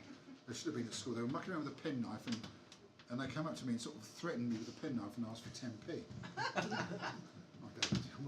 I wasn't frightened of them, but I gave them 10p because I just thought, fucking hell, okay. And I just wrote this poem, and this was in 1981, and in early 1982, very first recording, late 1981, myself and the late great Seething Wells were doing a gig in a pub called the Roundhouse in Clapham in London, not the famous one, just another pub called the Roundhouse. And our mate Red Saunders, who's one of the founders of Rock Against Racism, turned up and said, "I want to record the gig and put it out as a single." And I said to Swells, "That's all right." And he said, "Yeah, of course you can, Red, if you want to, but who's going to buy poetry on a record?" Anyway, little did we know. He recorded it, he put it out, first EP, first record I ever had out, me on one side, Swells on the other, rough, raw and ranting, Attila the Stockbroker and Seething Wells. And this was the opening track. And one day, early 82, I was fishing off the East Dove, Shore Harbour, as I'd done all my life, listening to Peel, and suddenly he said, "Now here's Attila the Stockbroker," and he played it. And that was the start, and I can still remember how I felt. It was like the Albion had won the Cup, and the League, and the European Cup. It was just like everything had come true, and it was like fucking hell. In those days, of course, 1 million people listened to John Peel. And the next day, I had a gig in Ipswich, and it was sold out. It was like that. And to this day, yeah, I mean, I write an awful lot of stuff, and I tend to be not exactly snooty about my old stuff. Some of it wasn't as good as the stuff I'm writing now, but that's just a matter of time, isn't it? But I'm proud of this one. Bang and a wink. Swing door swings open to fast food fun palace. 2 pairs of eyes meet mine. I steel myself and grimace. Elbows against the counter, they slump. Mean-eyed, po-faced, no nonsense. Prepubescent pugilists, terratots, South London's finest. The Wimpy Bar Mafia, 9 years old, Mako, murderous. Primary school, but primed to kill or maim or terrorise. Size you up and slice you through with Peter Sutcliffe eyes. They're into older women. 11 or 12's their favourite age. They'd shut them up as they come in, invade their space like space invaders. Oi, love, want some chips? Then invite them home for glue and a private rendition of the latest exploited single or some other money mayhem to make their extremities tingle. Soon they'll be old enough to bunk into a disco, but till then they'll stick to the hamburger hustle. A bang and a wimpy and a bang. The grim and grimy gangsters from the Mustard and Crass gang. Video vandals, violent virgin vigilantes verging on the vindictive. No, I've been searching for the young soul rebels, been searching everywhere, can't find them anywhere. But here they are, in the Wimpy Bar right by Victoria Station. I stand and watch them operate in muted fascination till, here, got 10p, mate. Snaps me back to hard reality, and the half-concealed glinting switchblade smiles with awful clarity. I give them 21 pence and they give me a hard smile. Now they've the price of another tube, they're happy for a while. And in the Wimpy Wonderland, the crisis kids run free. A bang, a wimpy and a sniff. And home in time for tea. Thanks for listening to me. Cheers.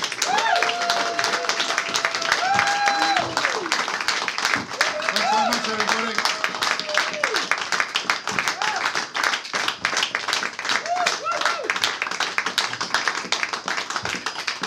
Thanks. I wish you beer and no relegation this season.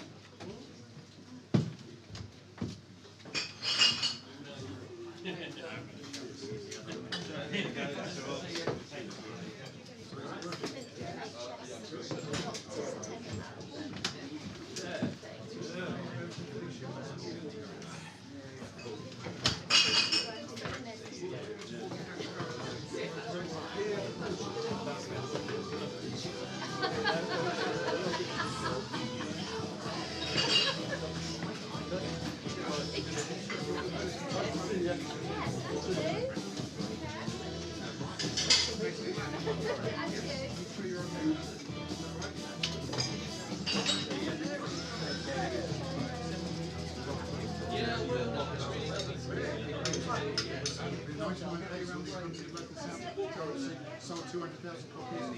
Got the fans in Japan.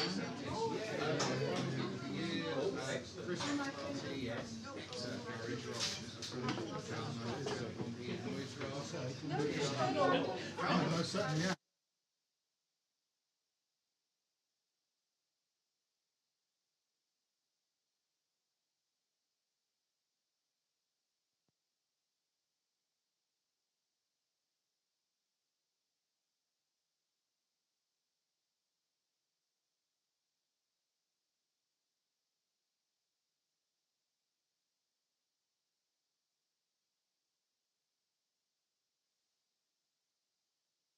I am a member of the Council of the Naval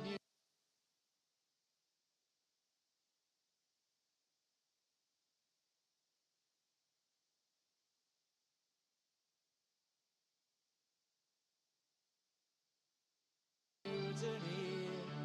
I know traitor.